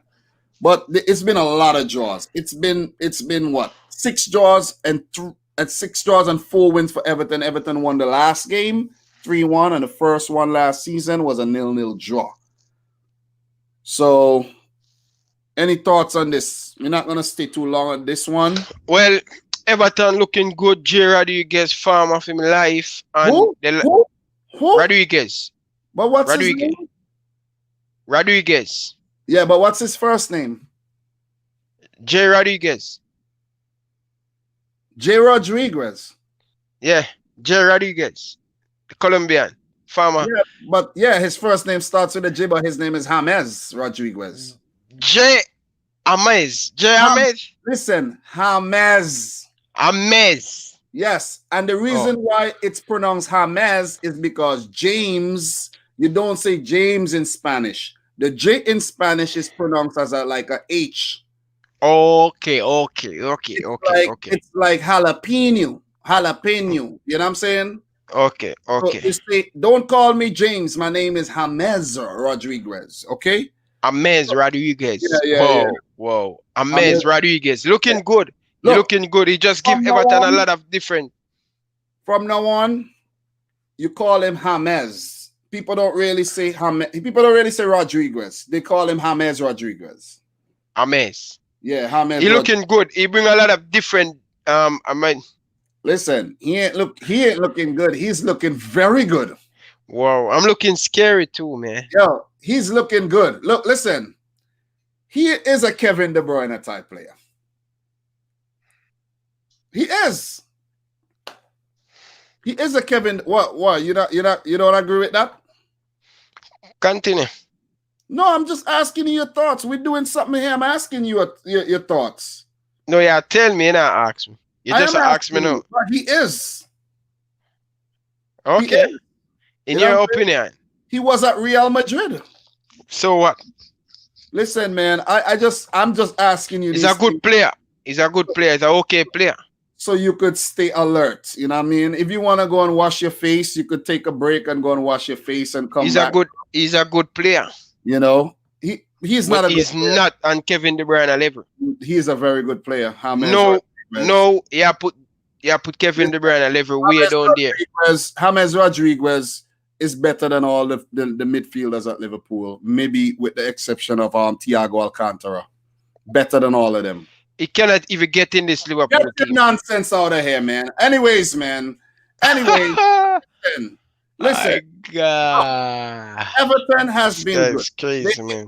They're looking good. Richarlison, Calvert-Lewin scoring a hat-trick. James on fire. Allen playing very well.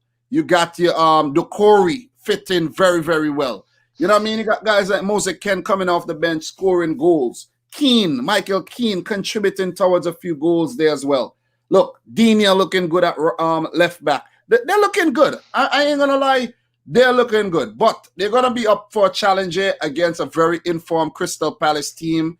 Townsend playing well, Zaha playing well, Guaita, big in goal. Guys like Kouyaté, Sako. Look, it's going to be a good contest. Eberechi, Eze. Look for Eze. I would love to see Eze start this game and, you know, see what he could do from the start, though. But your predictions for this one? I'm predicting Everton 3-2. Everton to win 3-2. 3-2 to Everton. Yeah. Okay, so you predicting a win for Everton. I like that. You know what I mean? I like you could put your bias aside and predict the Everton win, though. When it You know come what I on to Everton, I always be fair with them. Look, it's hard not for me to watch an Everton game now because I want to see Rodriguez. I want to see Richarlison. I want to see Calvert-Lewin. You know what I mean? Doucouré. Maybe not Doucouré, but they're becoming a very watchable team right now, though. They adding few more players. They looking dangerous, man. And shout out to my boy Fabian Delph, you know what I mean? But Everton are looking to add a few defenders as well. Shout out to Delphi, one of the best box-to-box midfielders in the Premier League, though. You know? One of the best. Could also play at left back. That's just a joke, though. Definitely a joke. Definitely. But if there's anybody who wants to come on the chat, I'm going to just hit you right there. If you come on, make sure you have video, or you're not joining. Make sure you got video. Okay, so look, we have Justin Lewis saying a 4-2 to Everton. Who? 4-2 to who? We have Adnan is saying Calvert-Lewin has improved each season. We have Adnan saying a 2-2 draw. We got Reactor Sincere 3-0 to Liverpool against Arsenal here. And Adnan dropping some gems here. James Rodriguez has more creativity than any Liverpool player. Let's keep it 100. Yep, you're right. Even Thiago. When it comes to creativity. You know what I mean? Remember, Thiago isn't a creative player, you know. He creates, he helps, but he is not a creative player. Guys, if you're going to come in, video. All right? So we have Jesus Espinosa, man. What up, man? Yo, what's up? What's up, my boy Jesus? Yeah. So Jesus, you should turn your phone the other way. When it comes to creativity. Yeah, turn it the other way. I don't know. Maybe what happened? Yeah. Do you have headphones? Yeah, I have headphones. Yeah, and if you're watching you can't watch the stream and actually be on the stream at the same time. Remember that. So look, when Jesus comes back, we'll unmute him and get him in here. But this game, Everton, man, He's back. In the headphone. Okay, he's back. Okay, he got AirPods too. He's an iPhone man. So Jesus, you're back, right? Yeah. And if you're watching the stream in the back, turn it off for now. Put it on mute. No, don't turn it off. Put it on mute. Put it on mute. What, the stream? Yeah, if you're watching it in the background, Yeah, you can't have it. You can't have it has feedback coming in. It has feedback. But Ryan, I'm gonna go for an Everton win here. I'm actually going for a 2-0 win for Everton. You know, believe it or not. I think they're gonna do well. And it could go the other way as well. Fan. But what you said? I'm a Barca fan. Oh, you're a Barca fan, but you watch the Premier League as well? Yeah. So what's your favorite? Who's your favorite Premier League club? Man United. Oh, boo. Ryan, can we give Jesus a boo, please? Yeah, I want you to give him a boo. A boo. No, Man, I but want actually you my to favorite club is Barcelona. Okay. And could we give Barcelona a boo as well? Boo. Yeah, man. Look, listen, bro. You can't listen. You can't lose 8-2, man. You can't. Yeah, I've heard about that. Yeah. And you can't win the first leg 3-0 and lose the second leg 4-0. You can't do that. It's not acceptable. You understand? But how you feeling today, man? Good. How about you? I'm good. I'm good. Look, just relax, bro. Relax. No need to be nervous. Relax, all right? All right. Where you from? Where you from? I'm from California. California. Cali in the house, man. California love. You know that song, right? And my parents are, yeah. My parents are from Mexico. Mexico, all right. Cool. Good stuff, bro. Do you know Mexico used to be California? Mexico, Yeah, I know. California. No, California used to be Mexico. I messed that up. That was territory. Exactly. California is Mexico when you really think about it. A lot of California. I'm saying somebody says Calixio. I never heard that term though. Calixico. So Jesus, anything you want to say, man? Any thoughts? Any thoughts on United? You say you like United. What do you think they're gonna do this weekend? The United game is against who United playing? Brighton. What do you think they're gonna do this weekend? My prediction. Yeah, what's your prediction? I would say 2-1. 2-1 to United. Okay. Do you think United are gonna eventually sign Jadon Sancho? I mean, if Man United has the money to sign him. If they have the money, but they're reluctant to pay. Dortmund want full price, 100+ mil. United not funding up the money.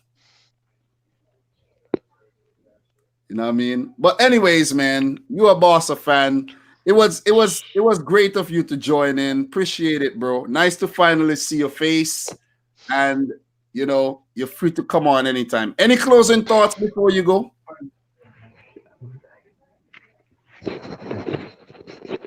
Jesus? Anything before you go? No, there's nothing. No? All right. So Jesus being a little shy there, though. Anyways, Leo, what's up? Yo, what's up? Yeah, where you from, Leo? I'm from South Africa. You're from South Africa. Put your face in the freaking video, bro. Put your face in the video and stop hiding, man. Why are you hiding, bro? You're handsome. Don't hide. Nah, it's my first time, so. Listen, bro. Listen, no need to be nervous. How do you think we feel when we have to go out there and make a video and put it out there that the whole world can see? Listen, sometimes I'm like, God, what are people going to say now? You know? Yeah. So no need to be nervous, bro. That's Ryan LFC. I'm Dominic Rich. We good. All right, bro. When South Africa you from? Bloemfontein? Johannesburg. Oh, you're from Joburg. Yeah. Yeah. You're from Joburg, man. You speak the Afrikaans? A little. A little bit. Okay. Yeah, I know about South Africa because I watch a lot of cricket in the past, you know. Yeah. And I follow the South African cricket team and the football team as well. 2010 World Cup host in the house. You know, were you actually following the 2010 World Cup? I was young back then. I don't know. Oh, you know, I started watching World Cup back in 1998. I was 11 years old, so I was crazy. Ever since then, I've been crazy about the World Cup. But Who do you support, man? Arsenal. As you Wait, can see, it's Arsenal. But I I'm didn't not. even, I saw it, but I didn't. You know, like if you see something, but you don't really see it. Wait. Uh, I'm not an Arsenal fan. so why you have the Arsenal jersey there? It's my brother's jersey. Oh, I so just did it on you purpose. were you a Tottenham I fan? just no, Man City. Mans!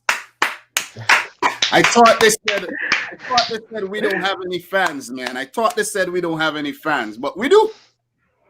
We do.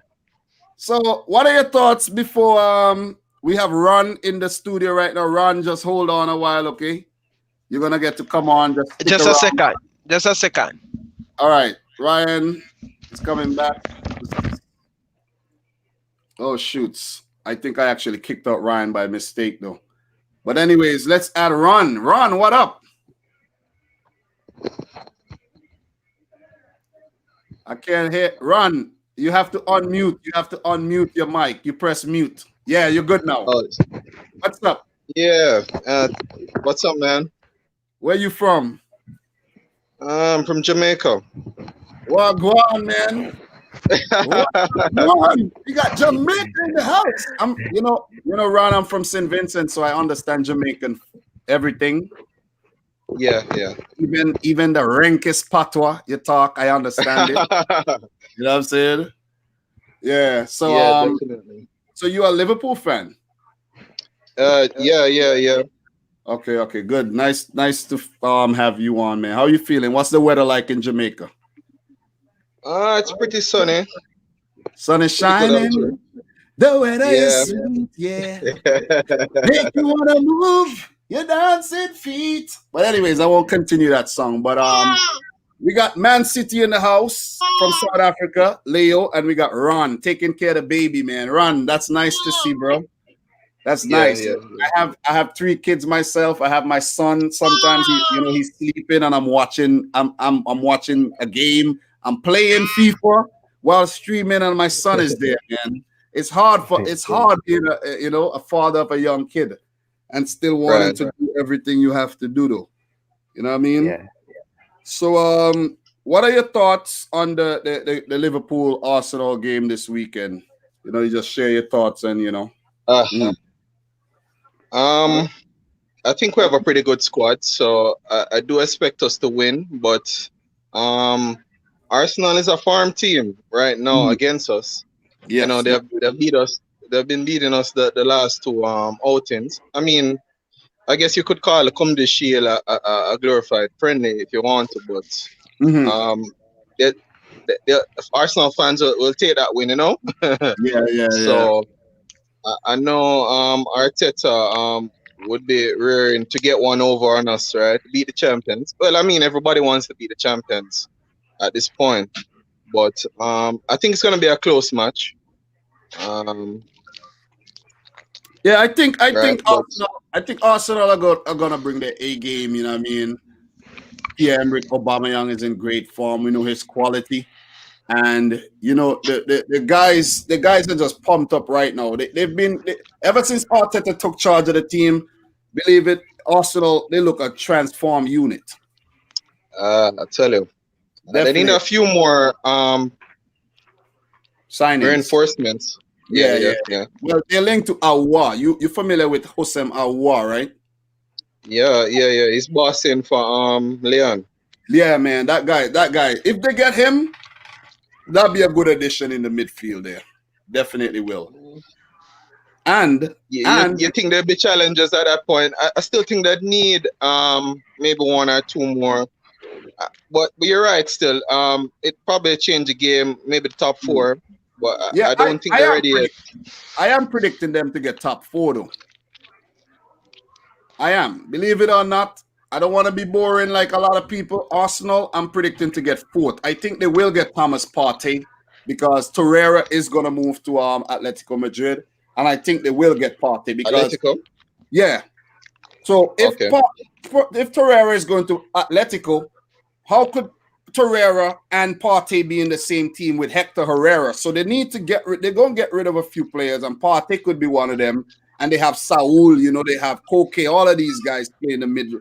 Right. Look, Arsenal, they may get Partey and they could get Aouar. I don't know if they'll get both, but Right. we'll see. They've been looking good recently, and they beat Liverpool in the league, and they beat you guys in the league, right, Ryan? Yeah, they beat us at their stadium. Yeah, and then they beat you in the Community Shield, which counts too because it's a game. Liverpool they showed up for the game, and they lost the game. So we have Leo up in here. Leo's still here from South Africa. He has grown so confident. He's come on the screen, and I like that. I like that. But Ron, man, how long you've been a supporter of the channel? Little over a year. I mean, it's a bit weird to watch a City fan, but So why do you watch? Why do you watch though? No, I appreciate that you're unbiased, and I do like the videos. They're spontaneous, Yeah. They're not really boring or dogmatic or to one side where they're. I mean, I watch a few other channels that are like that, but I think you're probably the only City fan that has followed. Appreciate it, man. Look, that's me, man, and I'm becoming. It's like I'm evolving as time goes by. I would like to believe I'm getting better and braver because a lot of things that I've wanted to do, I'm doing them. Like the recent Liverpool review. I took this chair outside in the backyard. This chair is heavy as hell, and I sat on it and I took my time and made a video. You know what I mean? And I've been wanting to do that for so long. Yeah, I saw that one. Yeah, I saw that one. And it's like when I make the videos, I don't even there's no pressure. I just say what I have to say. If the video come out to be 45 minutes, that's what it's gonna be. Put it out there. You understand? Who wanna watch? Yeah. Watch. You see what I'm saying? I'm not doing the Pep Guardiola overthinking type thing, man. I'm just doing my thing. Yeah. But Ron, man, and it's been nice having you on. If you want to stick around, you could stick around until we could talk about another game here. But we were talking about the Everton game. As a Liverpool fan here, what do you think about Everton this season? How they looking, man? They're looking dangerous, man. Ancelotti has done a lot over there. I think they're also a dark horse for the top 6, top 4. Maybe not getting into the top 4, but challenging. Yeah. But I was a little bit weary. I mean, they've been spending big money across there for a couple seasons now. Yeah, but they finally look like they have the Hollywood manager with the Hollywood signings, and they're gelling. So definitely. Maybe a season or two, definitely they could surprise a lot. I think this season definitely they'll improve on their league finish. I think they finished 12.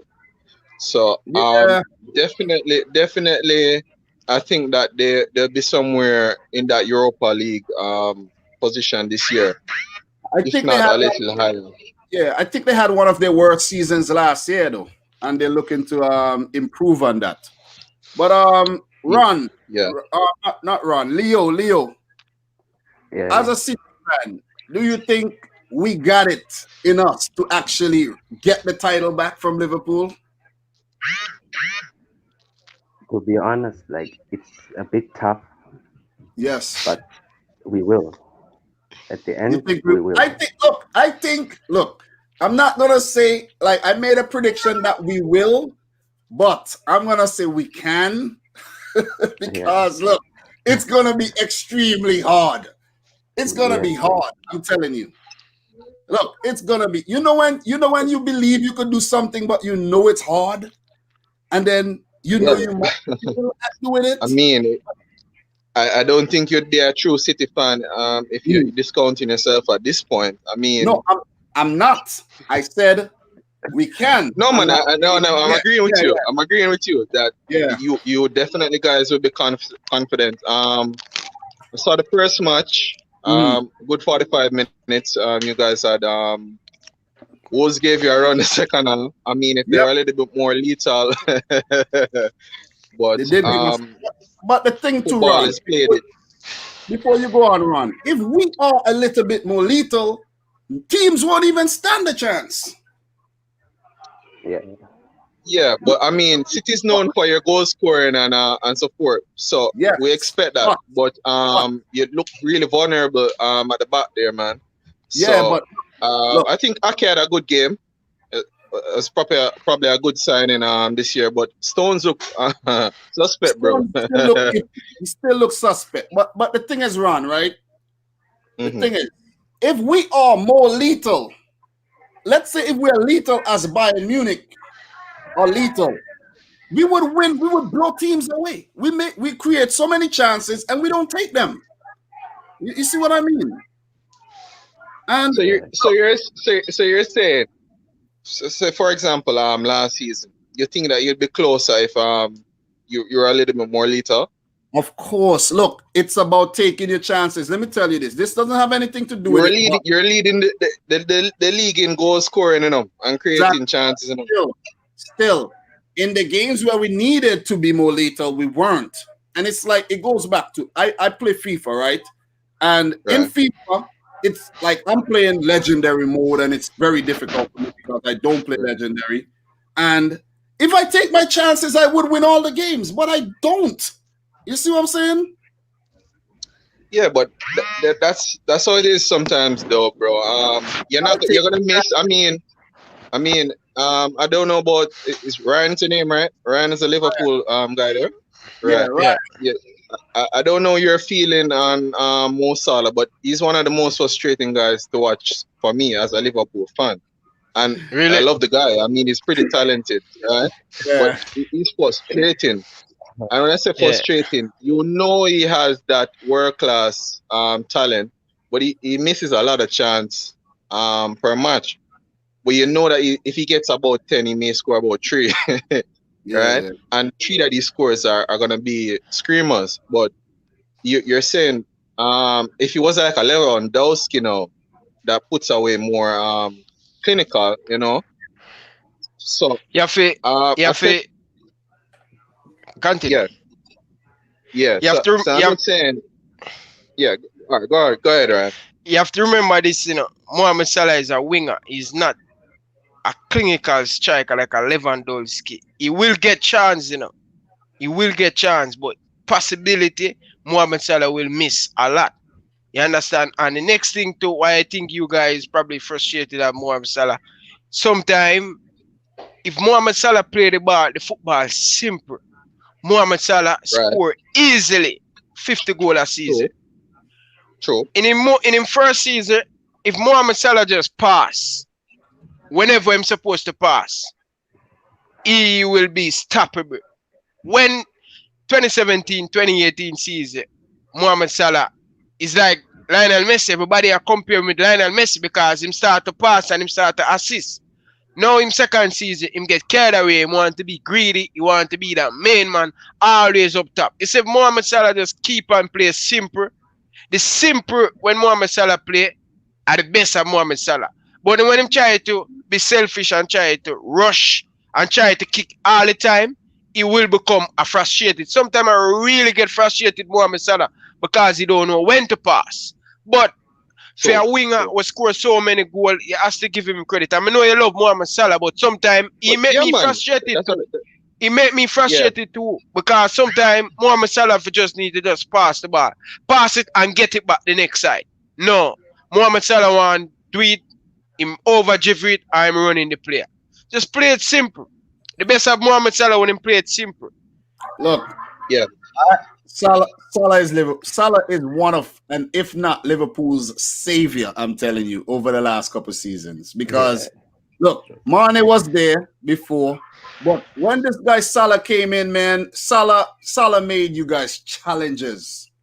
But you know the difference is Salah and Mane still, Dominic. You know why? The reason why Salah going to score more than Mane? Not because Salah is a better goal scorer than Mane, Mane, he will pass it. That is true. He will give somebody in a better. But Mohamed Salah Mohamed Salah stink like Cristiano Ronaldo. Yeah. At all time, he should get 3 and 4. Listen, That's the difference, you know. If somebody asks me who going to get the golden boots, I have to say Salah because Salah. he more Salah. run it down and more praise for them thing there. He want to be in the limelight. Different from Cristiano Ronaldo and Lionel Messi and Neymar. You know who have the next biggest fans in the worldwide? If you say something bad about Mohamed Salah, I get so many criticized on my video. People racist abuse me about Mohamed Salah. I just talk. Salah just pass the ball and people just get chig off because he have that big fan base because he want to be selfish. But we love Mohamed Salah. I have about 3 Liverpool jerseys with Mohamed Salah. All right, give me a second, Ryan. You see that point there? I said it to a lot of Liverpool fans the other day, and them said to me, say, but your striker supposed to selfish. Look how much assist him have. You know, what may I say, you know? But I think it's not only the selfishness, it's the moments when you choose to pass and when you choose to take the shot. And I think that's the key part. But I think we're on the same page there with it. Salah sometime when him make the pass, him now make the pass. And nothing wrong with the confidence to back yourself to take the shot, you know? But sometimes you have a better outlet. So, I agree with him. Him more greedy, and I think that got to him at the end of the season too, when him could have easily take over the golden boot from Jamie Vardy. Couple matches. I'm going to bring you back. It's when Manchester City won the Premier League, beat us by 1 point. You know who, while Liverpool never win the Premier League, is Mohamed Salah against Everton. Listen, Mohamed Salah get chance when he's supposed to pass in Everton game. A lot of game Mohamed Salah has been or cast us been joined. Ryan, wait. Dominic want to get you for this one. Tell you something right off of Salah, okay? The reason why you did not win the title is Vincent Kompany. Vincent Kompany's goal is the reason why you did not. Listen. Look, we was in front. Up to the game. You remember that game against Everton? Listen, can you don't remember? Listen, hold on there. You know, so Dominic might be onto a point here. Him right, Vincent Kompany, the black one make it at the City match. We'll play them. Cause to me, that is a game changer. The match we'll play them at Etihad. Yeah, we draw a few games. But I think the game we'll play them that decided to. Look, I Ryan. think that was a pivotal. So I'm never gonna say because you know, say. All right, look at the Manchester United game where Manchester United 10 man on the field for Manchester United. 10. Yeah, but and they make 3 changes from first half. Yeah, but what you know about our games with Everton and Man United? We've been always trying been to them. Yeah, especially away from home. Yeah, so look here, guys. Kompany was the reason because even the game. Wait, when was the game that Divock Origi had scored a goal against Everton? Was it last season or the season before? Last season. The season just finished. Okay, but look. No, the season where we get where you finish. Yes. Yeah, the season where you get 98 points and we'll get 97. You see? Yeah. So there's a lot of different things. Look, what if you guys never got the point from that game? You understand? But Vincent Kompany does not score. And for him to score a worldie, you understand what I'm saying? When John Stones cleared the ball off the line, all these things. So Salah did what he had to do. He took you guys as far as you could have got. After placing, 4th with 75 points, he took you guys to 97. So it's unfair to criticize Mo Salah. And that's where I'm going to leave that, guys. Look, Burnley, Southampton. Burnley, Southampton, guys. So, look. It's a good match. It's a good match, you know. Leo, what are your thoughts on this, Leo? Burnley, Southampton. It's gonna be a good game, and sadly, Southampton will lose. You think so? Okay. 2 goals to 1. Hold on. Just a sec. Is that Burnley at home or Southampton? Burnley at home. Burnley at home. Oh. Yeah, Southampton does do better away still, you know. definitely they do. This one is gonna be tough. Yeah. Burnley's been decent actually, you know, especially over the last couple of years. Mm-hmm. They've been in and around the top 10 thereabouts. Been scoring a few goals and pretty solid at the back. This could be a draw. I don't know.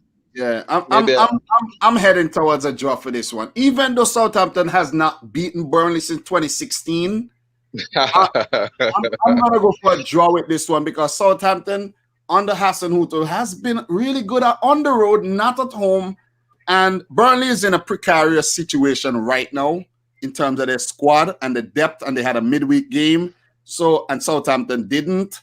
So and Southampton would want to come back from that loss as well against Spurs. Look, it could go many different. Both teams had horrible losses, so I'm in between on this one here. I'm in between. None of these two teams brought in any players recently. Like, you know, they haven't made a lot of signings, and it could go anyway. This could go anyway right about now. This could go anyway. Fun fact: Jay Rodriguez joined Southampton from Burnley. So right. Jay Rodriguez, a player right now still around who played for both clubs. So look out for him in this game. And Danny Ings also used to play for Burnley. For Burnley, right. Yeah. And Wood. That's Chris a Wood. fun little fact there. Don't Fun forget, fact. I don't know what his name. Wood. Chris Wood, I think. Chris Wood. Yeah, he's gonna score. Look for Chris Wood, man. These guys, look, Burnley, a very gritty team. Chris Wood scored in the last game, and they still lost. They haven't won. They haven't won yet. So Southampton, neither team started off. Both teams are yet to win, right? Yeah. They lost the first two matches. I think they played well Burnley played once. Excuse me. Right. Just a second. Yeah, Burnley played once. So, you know what I mean? Burnley played one game. They lost it because they had a match postponed, and Southampton have lost both their games. So Southampton need to bring their A game, man. They need to bring their A game. This game, I'm going to go for a draw here. I'm going to go for a 2-2 draw. I'm going to go for a 2-2 Okay. Yeah. What are you guys' predictions? I think I'm that's going fair. for I think it's a 2-1 draw. Burnley. But You're going to go 2-1 for Burnley. 2-1 for Burnley, Leo. Yes. And Ron is going to go for a draw here. Yeah, I'm leaning towards a draw. So Ryan left, and listen, I would love to get Ryan prediction for this, but we have a couple more fixtures that we actually run through because, you know, time is of the essence here. And we have a few more games. Sheffield versus Leeds United. Since you guys are here, you guys are gonna help me out with this one. This one is a tough one to predict as well. But Sheffield United has not won in the last 5 to 6 matches across the last 2 seasons. So they have lost their sheen, they have lost their mojo. But Leeds United, I think Leeds too and Sheffield know each other from the championship. I think Leeds normally well, look, have one over on them.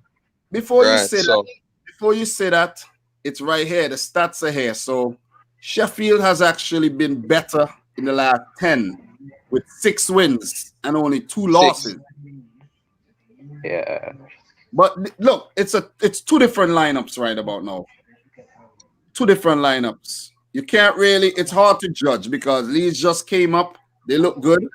They just signed Diego Llorente from former Real Madrid and they're from Sociedad. Yeah. And they look into, they have Rodrigo. They brought in Koch. Koch has not been good. And no, he's been having a nightmare.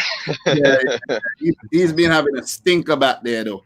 And look, Sheffield has bolstered up their team too. They brought in quite a few players. They brought in Oliver Burke. And the last game was a rough one. They picked up a red card. Some may say it's an unfair red card. We spoke about all this. Captain. Yeah, we spoke about this in the roundup, so I'm not going to touch too much on these things. Right. Sheffield need a win. They need it bad. At least a draw at Brom Lane would do enough for their confidence. Though they need it. Yeah, they need it. But Leeds are a tough team to play. Yeah, I'm thinking maybe a 2-1 to Leeds. Yeah, they're a tough team to play. They're going to let in goals. It might be more. I think Leeds are going to score. I'm going to go for, listen, Leeds on the road here. I'm going to go for Leeds to put in 3. I'm going to go for a 3-1. I'm going to go for a 3-1 here. Ryan, you're back. Burnley, Southampton, what's your prediction for that, Ryan? I'm predicting Burnley to win 2-1. Yeah. Well, I'm going for a draw in that game, a 2-2 draw. Okay, that's a good score. And Ryan, we have Sheffield Leeds. Your thoughts on that really quick? Sheffield, I'm going with Leeds United to win that 2-1. Okay, so I like that prediction. That's a good prediction. So, Ron. Yeah, I'm thinking 3-1. 3-1 Leeds. Okay. Yeah, they got goals in them. But I think that they're giving up goals as well. So, Leo. It's so tough, but then they playing home. Sheffield is playing home, and they're very good at home. I say a 1-0 Sheffield. 1-0 to Sheffield. Wow. Even though they've not been winning. Yeah. Bold prediction, though. Very bold prediction. So we're getting some news here from I think Demo just said, can't believe Brewster is gone. Is that true? Is that deal done? Yeah, Demo is a Liverpool man. So Demo J9, the cricketer. What up, cricketer? I see him in well padded up with his bat. Demo, Ducks, man. Be a Ducks Demo, man. Pure duck, man. Start a duck farm. You know what I'm saying? An egg farm too.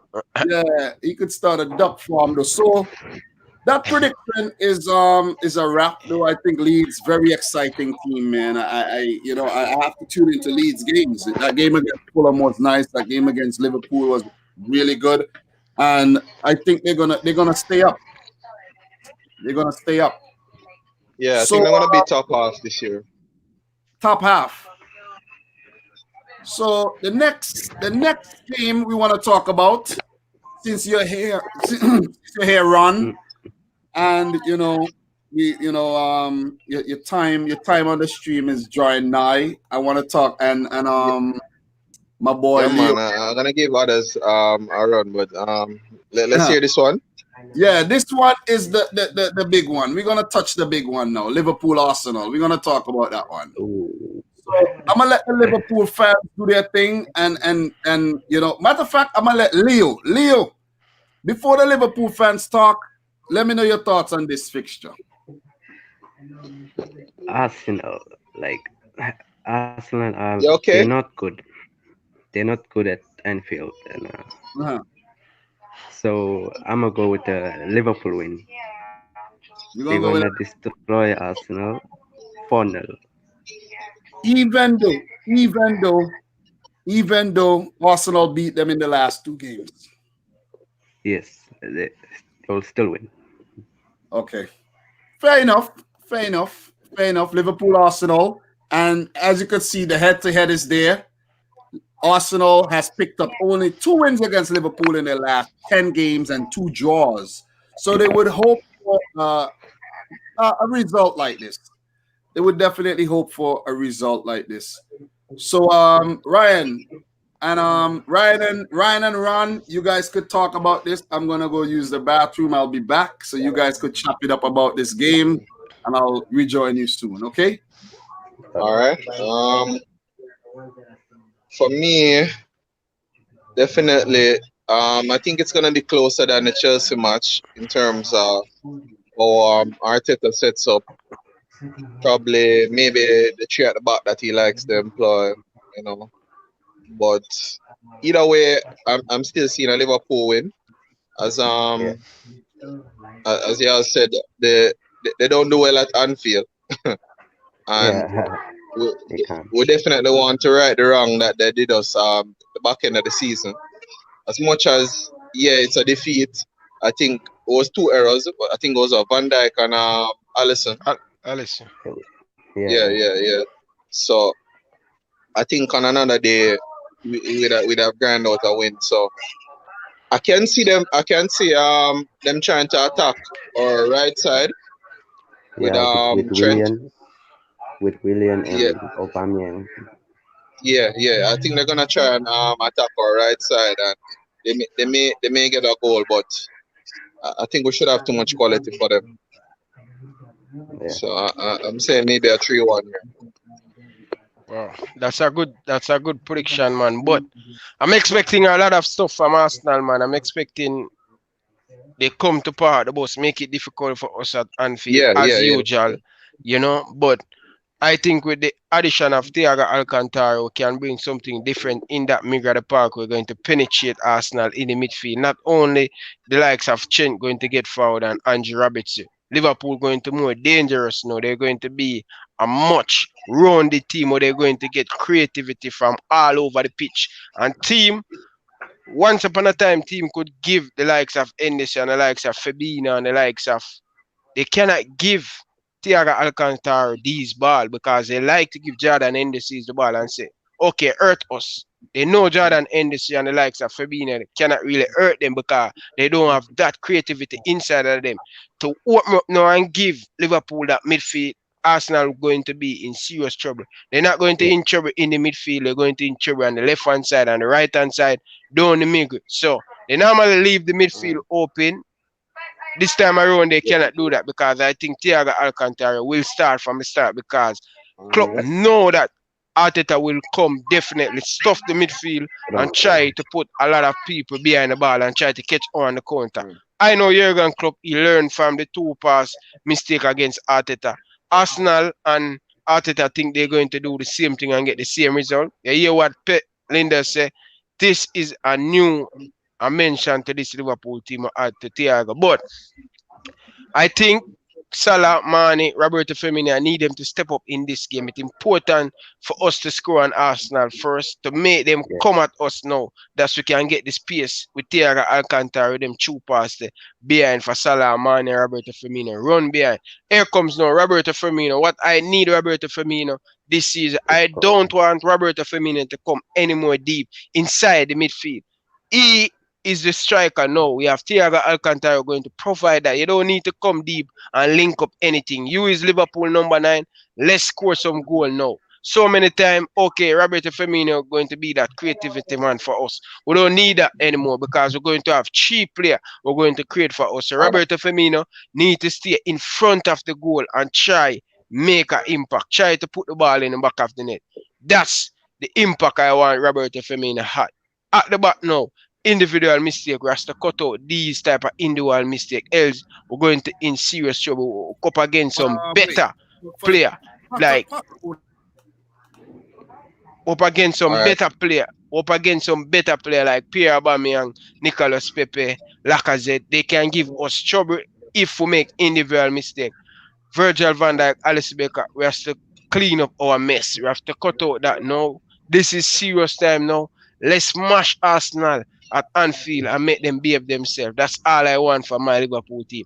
Once we can cut out individual mistake and come in our A game, I don't see Arsenal get a points from this game.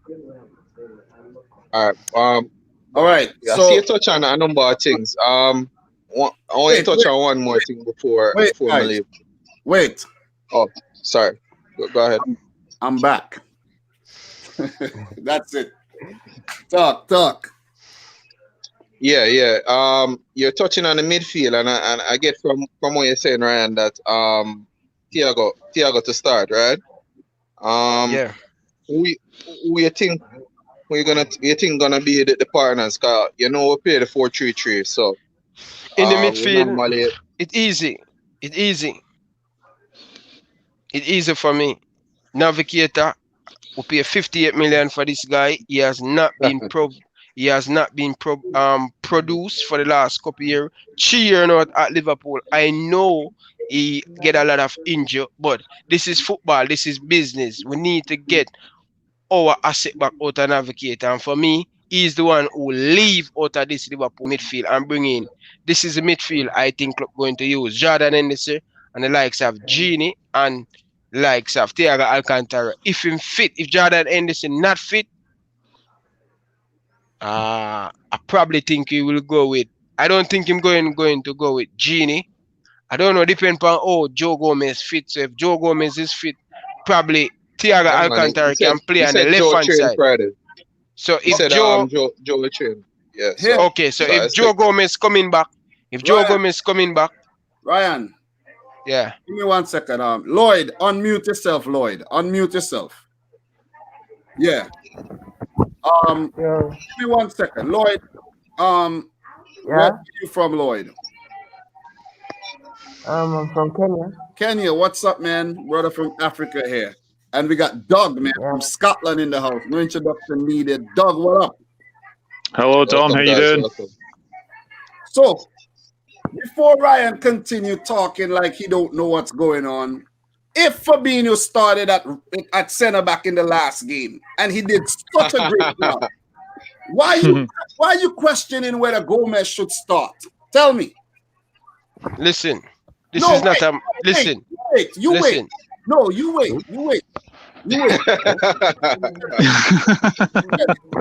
Because I was looking over the debate that we made, Kevin De Bruyne and Thiago, and you were big over me. I'm like, I can't even hear myself. Just give me 1 second. Thiago, if Thiago gonna start, how could Fabinho, Thiago, Navigator all start the same game unless Fabinho is playing at centre back? Listen to me now. You know, listen. I am listening. Okay, give me a chance. Okay, if Joe Gomez is fit, I think Jurgen Klopp going to use him and Virgil van Dijk as partner. Wait here. No, you wait. Why would you take Gomez and play him in this game? And he's just coming back. Because he never get a big injury. He just get a knock on him leg, a dead knock. Listen, that man. Listen to me, bro. Listen. This is a Liverpool fan. I give him thought. Give you a thought. Just give you a thought. Just give you a thought, and then afterwards, you debate. Okay, let's get into it because we don't want to go back and forth. Let's finish up. Let's just finish it up. Just finish up fast. This is interesting. Just a second. Yeah, one of the go first. I'm gonna hear the thoughts. Okay. So if Joe Gomez, Joe Gomez will definitely fit, and he will play alongside Virgil van Dijk. Look, if that happens, that happens. Okay. Okay. My reasoning is if Fabinho it don't matter. He's not a centre back. Let me finish before you come in, please. Yeah. Okay. Let people say what they have to say before you come in. Okay? Because when watching back the stream, it's kind of, you know what I mean? I'm gonna keep it 100. Ryan, you know, you don't get in your feelings. I don't get in my feelings. But let me finish what I'm saying. If Joe Gomez was from a little niggle, why thrust him into such a big match to aggravate said injury? You know the knock where Gomez get? No, it's not necessary. You know what's a knock?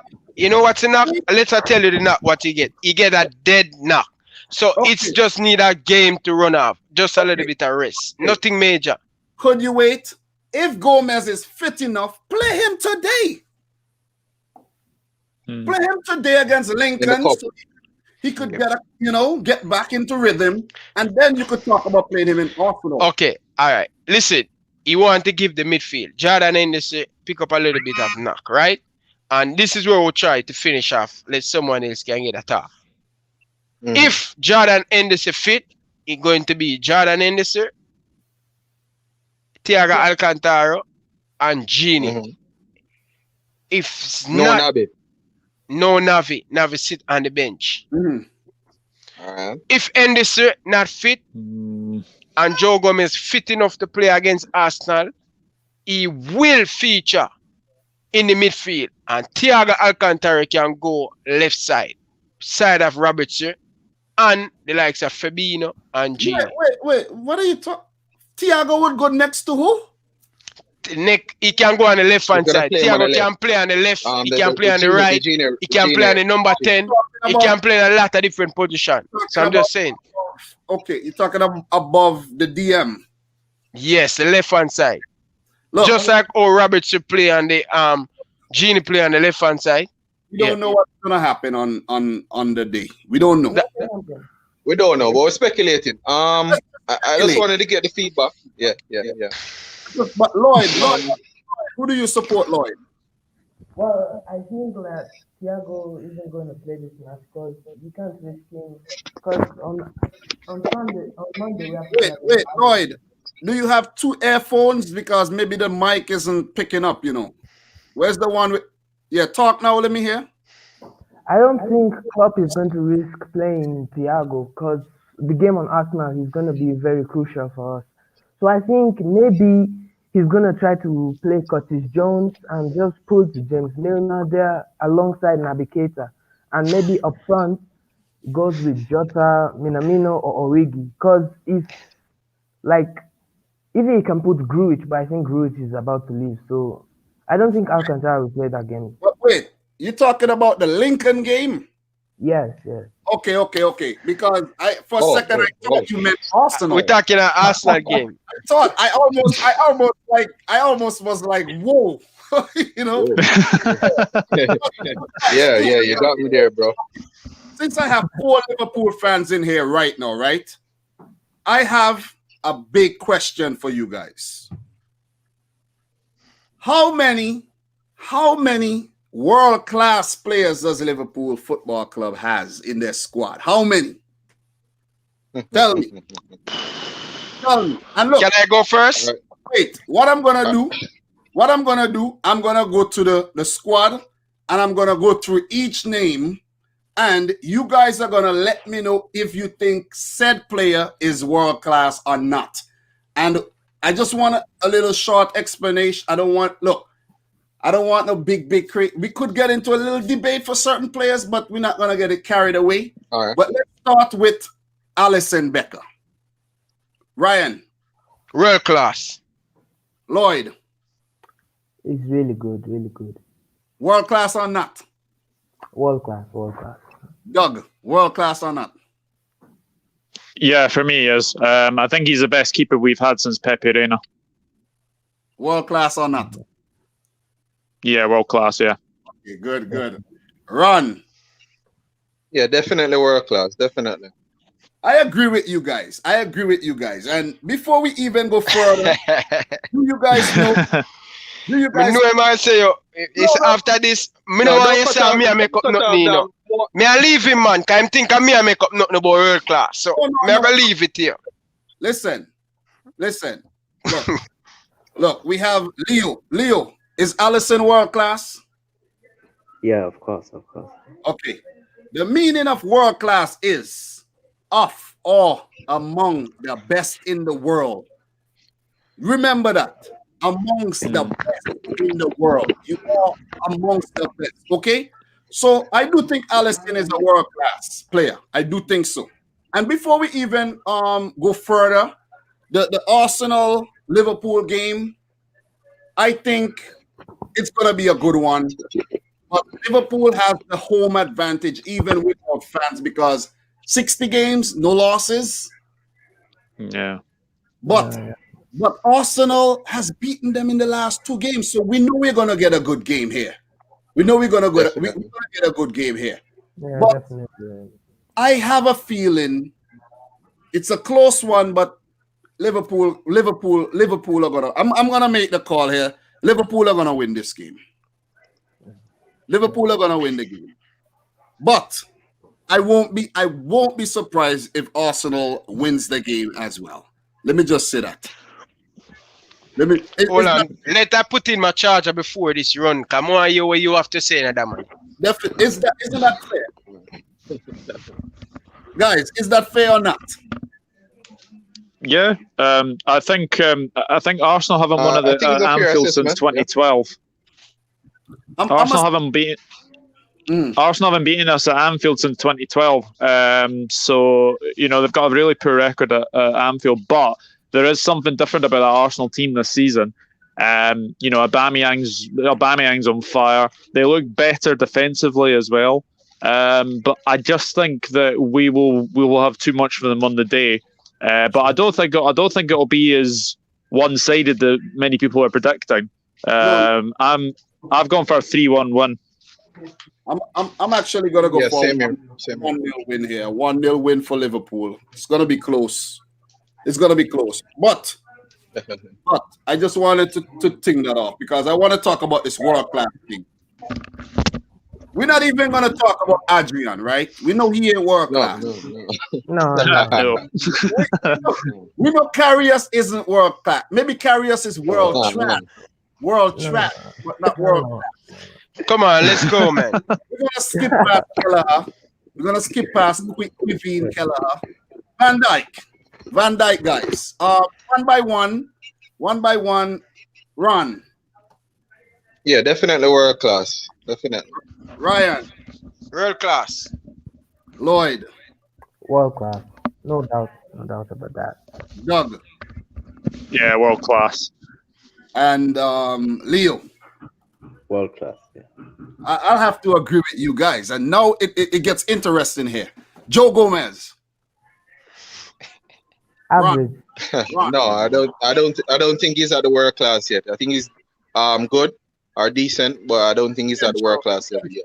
Potentially. He got potential. Yeah. Leo. No. Not all. Doug. No, for me. No. Ryan. For me, I have to be honest with you guys. Seriously, I have to be honest with you guys. He have potential. Yeah, but we're talking about world class on world class. He have potential, not world class, but potential, not world class. That's what I say. Of course, he got potential. Everyone has potential to be the best that they can be, but not Joe Gomez ain't world class. Joel Matip. No. You could all say no same, at the same time, Same. Okay, let's try something. Let's all say no at the same time. 1, 2, 3. No. Oh. No. All right, we're gonna skip past Sepp Vandenberg. Andy Robertson, man, world class or not run? World class. Ryan. World class. Lloyd. World class. Doug. World class. Leo. World class. I have to agree with that, but you watch out for that guy by the name of Alphonso Davies, though. Stop talking. Yeah, he's also world class. Watch out for Davies. Davies. Watch out for Davies. He's also number one spot. Come on, move on. Come know where you try to get that. I'm not trying to get at anything. I'm just saying, watch out for Davies, bro.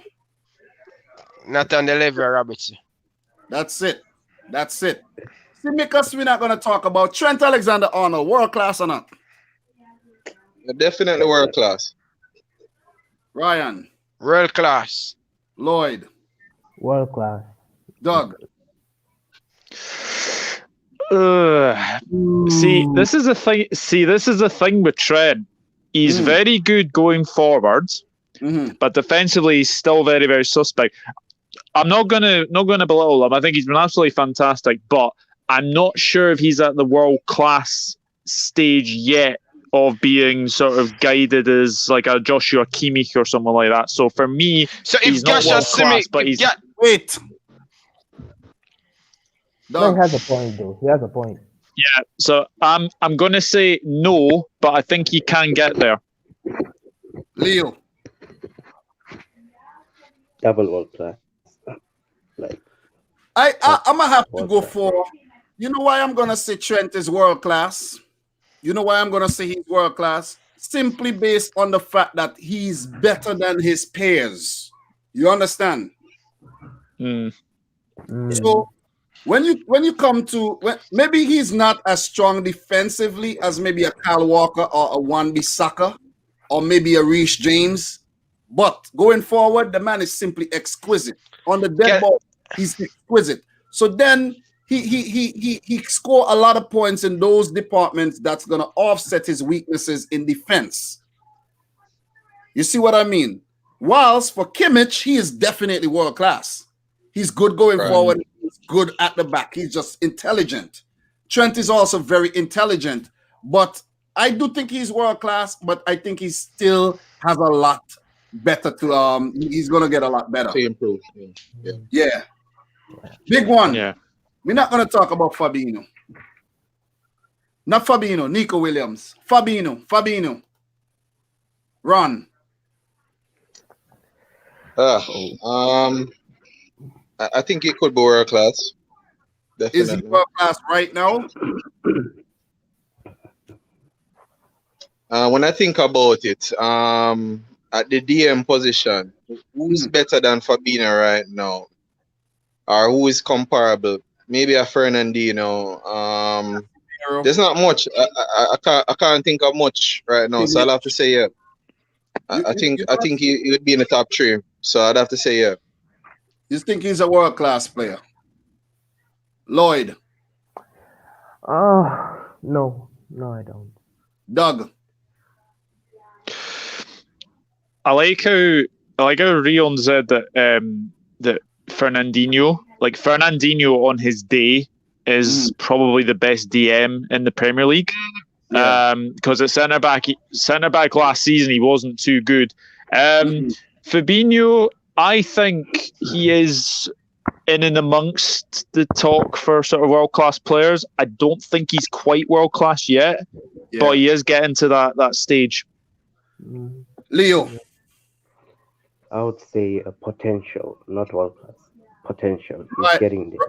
Ryan. 150 Fabinho is world class.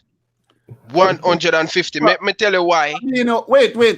This is not the type of video. This is not the type of question to really go on too much. We're not gonna argue. We're not gonna argue. Fabinho is not world class. Because you know why Fabinho is not world class? And there's a lot of substantial evidence here. Whenever a question is asked and you know the question, 1-on-1, 1 + 1, it's equal to 2, right? But 3 times 335. Oh God, it takes a little while to think about that, right? Yeah. For Ron took some time, but Ron said he's world class. Doug took some time. Lloyd, right out the look. Not because they take. It's because this is our opinions. You could say he's world class, but because if I say he's not, you could stay there and try to defend him all day. It's still not going to change. I'm going to tell you why, because I hear Doug says certain thing why Trent wasn't world class yet. I hear they explain themselves, and I'm explaining to myself to say why is Fabinho is world class. Why is he world class? Fabinho is the 3 top defensive midfield in the world. Trust me. According to you. Not according to me. His stats and facts show you that. He right up there. So basically, Fabinho easily be the best defensive midfielder in the Premier League. No, so basically, you're just saying Fabinho is better than Kante now, right? Of course, Kante not been doing nothing for the last 2 years. Has been injured. What are you talking about? Kante has been not produced for the last 2 seasons. I just wanted to hear what you think. You're saying it. You're saying Fernandinho not produced for the last 2 seasons. He was up there. Fernandinho not stages. Fernandinho. I'm telling you, so this is the reason why I tell us that Fabinho is world class. Fabinho is right up there. Only 2 midfielder can say right now in midfield. Not even Casemiro. Casemiro has been lasted for the last 2.5 years. Fabinho is the best holding midfielder in the world. No, Thiago Alcantara come. Thiago Alcantara, may I tell you the 3 best midfielder in the world now. Midfielder. Oh my God, bro. You're funny. I'll go off on a tangent. Right now, I'll go off on a tangent. It's just the truth. Because, watch out, look at it. Look at it. He calling Kante name, not on farm for the 2 last season. him calling Fernandinho name where him drop off way back to him play centre back. I talk about Fernandinho. No, I'm saying who is the best holding midfielder in the Premier League? The best holding midfielder in the Premier League, and he does not start every game. Who is that? Fabinho. What you mean by him didn't start? Every game him start. Fabinho start the first game. In the Premier League, yes. Where he play? He played the first game in midfield. In midfield, Fabinho has been consistent for the last 2 years in the Liverpool team. We're talking about the best holding midfielder in England is Fabinho. Fabinho didn't play. Was it the Fabinho didn't play recently? In the second game, he play against Chelsea. Fabinho is the best holding midfielder in the Premier League. Me now ask, I tell you. Fabinho didn't start against Leeds United.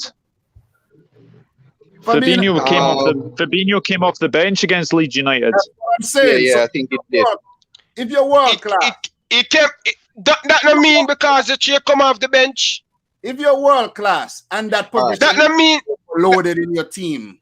That, could I finish talking? Sometime, listen, Dominic, all Liverpool play. Sometime could I finish talking and then you talk. Fabinho, the DM position in your team is not overloaded. If he's world class, he goes in there every time. Do you think Bayern Munich even think about resting Kimmich? No.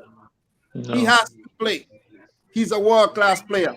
Listen, we're gonna move on. Fabinho ain't world class. You think so? A few people think so. I don't think so. And we rest the case and we move on. All right. Thiago Alcantara. Run.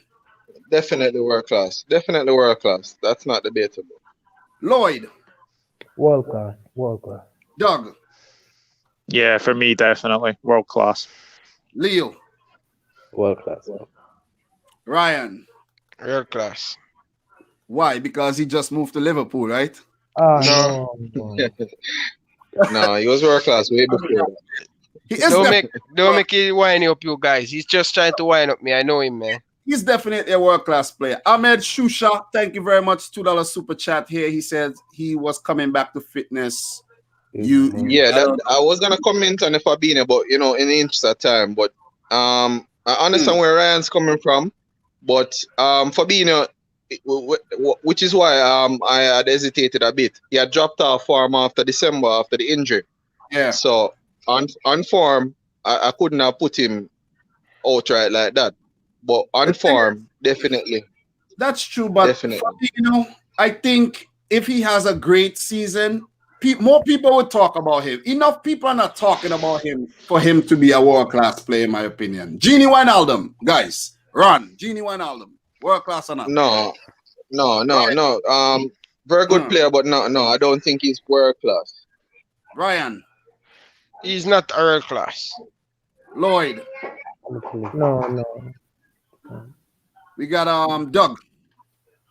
No, not for me. Leo. No. But this one is easy. So we have another super chat here. Thank you, Ahmed, man. He says, to be frank, Fabinho needs to do it for one more year. You see, I just said it. I didn't even read the comment yet. I just said it. So Genie, very good player, but definitely not world class. And guys, are we gonna agree the same with Naby Keita? Yeah. No. Yeah. No. He's not there yet. Yeah, he's not there. Yeah. Anybody think Naby Keita is world class in here? No. Okay. No. I think he's got the potential to be, but he has to stay fit. I think when he was at Leipzig, he showed more potential than when he's at Liverpool. Yeah. That's what I think. But he was fit at Leipzig. Yeah. Yeah, but that fitness has a lot to do with that, though. That is true. The big one, guys. The big one. Jordan Henderson. Run. No, he's not world class. Very hard working midfielder, but no. I want to hear this one. Not the best at anything he does. Ryan, is Henderson world class? Say how you feel. Be honest. Can you move on and come back? No. World class. Yes, Jordan Hennessy has been Hennessy. world class. Okay, we're gonna leave that there. Consistent for the last 3 years. Lloyd, is that Yeah. world class? Well, I think Jordan Henderson is very underrated. He keeps the Liverpool midfield really steady, and I think he deserves more, though. People really underrate him, and he has a lot of potential. He has good skills, though. But not world class. No, he's not in Not that gonna be the category. best at any of the areas that they graded him on. Yeah. There isn't even a best position. He can do most position, but no. Doug. No, not for me. But I have to say he's been a very, very good servant for Liverpool. It's hard to believe he's been there 9 years. Yeah, It's hard to believe he's been there 9 years, but he's not in the category of a Kevin De Bruyne or someone like that. I think the reason he got player of the year, for like the Premier League player of the year, was basically because of the sort of the journalists want him to win it because he won the Premier League. For me, Kevin De Bruyne was the best player in the Premier League last season, bar none. What do you mean? I'm gonna cut in on that one. I don't think that's why he got the best player. I think he got the best player because of what he brings to this Liverpool team. His leadership and what he does on the field cannot be. Sorry, guys. Yes. Oh my. Wait. This guy. I don't know if this guy's in my head or something. Is this guy in my head? Yeah, but I don't think he got it because he's better than any other midfielders in the Premier League per se.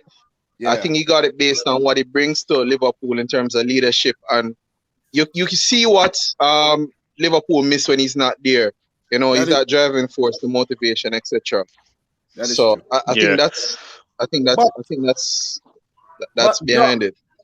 He won the Journalists Player of the Year, right? The Football Rights Player of the Year, and that was it. Yeah. Okay, good. Yeah. I think going back to that point, I think Jordan Henderson last season, once he was injured, I think you'd have to say that we really struggled without him. I think we lost more games without him in the team than we did with him in the team. Right. So it just shows how important Jordan Henderson is for our team. Leo, is he world class or not? He's a class player, but not a world class. By the way, let's just give a quick shout outs to Ryan and Doug for wearing their spanking new Liverpool home kits. You know what I mean? Looking fresh, guys. Looking fresh. Definitely. I got my City stuff there and all, but you know, that's fake, bro. I just want to feel fresh right now, so I put on the tank top, you know, show off the pecs and things. You know what I mean? You know. But shout outs to Demo said, if world class means best amongst your peers, how are people questioning Trent, Fabinho, and Hendo? Surely they are the best amongst their peers. It's not best amongst your peers. Best in the world. The world. The world. And I don't think the Hendo one. No. Henderson is not a world class not player. for me. I think he's a world class captain, as Ahmed said. He's definitely a world class captain here. See that? This guy is in my head. He is a world class captain, and he is a good player. Don't get me wrong. He is the type of player where talent lacks, motivation, you know, replaces, and it helps out a lot. Let's look. Oxlade Chamberlain ain't a world class player. We're not even gonna go down the line. He's not a world. We're not even gonna go there. James Milner is a world class citizen. Is a world class. You know what I mean? But he is not a world class player. We know this. Curtis Jones. Yeah. Curtis Jones has potential to maybe be a world class player. Ben Woodburn. We're not gonna talk about Ben Woodburn. We're gonna skip Brewster. We're gonna skip Origi. We're gonna skip Shaqiri as well. We're gonna skip Harry Wilson. Let's talk about Sadio Mane here. Sadio, El Dio. The boogeyman. Let's talk about his name is Sadio, but he makes people happy, yo. Mane. World class or not, Ron? Yeah, he is for me. Definitely. Ryan. 150 Saudi man is the best player in the world class. Best player in the world. Right now. Okay. Fellow African there. Mane. He's top of the list. Anywhere you go, you ask for top left wingers, he's there. So yeah, right up there. Definitely. Yeah. Top left winger, top forward. Doug. Yeah, he's world class. I think he had a very good season last season, and ever since he's come to Liverpool, the numbers he's got from scoring and assisting has been very, very good. So for me, yeah, he's definitely world class. And the man from South Africa here, Leo. Yeah, it's the world class. He's a world class. Look, guys, look what we have here. We have South Africa, we have Scotland, we have Kenya, Canada, Jamaica, the USA. This is awesome, man. This is awesome. I'm loving this. But Sadio Mane, definitely a class player. Very consistent at every single team he has been at. And he's matured and he's very humble, man. Humble player. You can't hate on Mane. That's the thing about Mane. Mino, guys.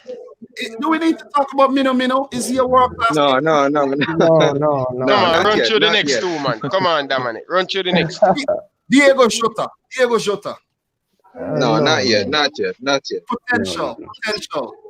Yeah. And is this the wait? Before we talk about Salah, let's talk about Firmino. Is Firmino world class, guys?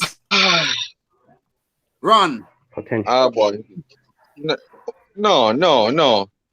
He's good at what he does, but it's because world class. No, I can't say he plays the number 9 position. And he's definitely not the best striker out there. He's not the best 10. And he plays a bit of both. So yeah, he's kind of like the Jordan Henderson. What he does for the team is invaluable, but no, I wouldn't say he's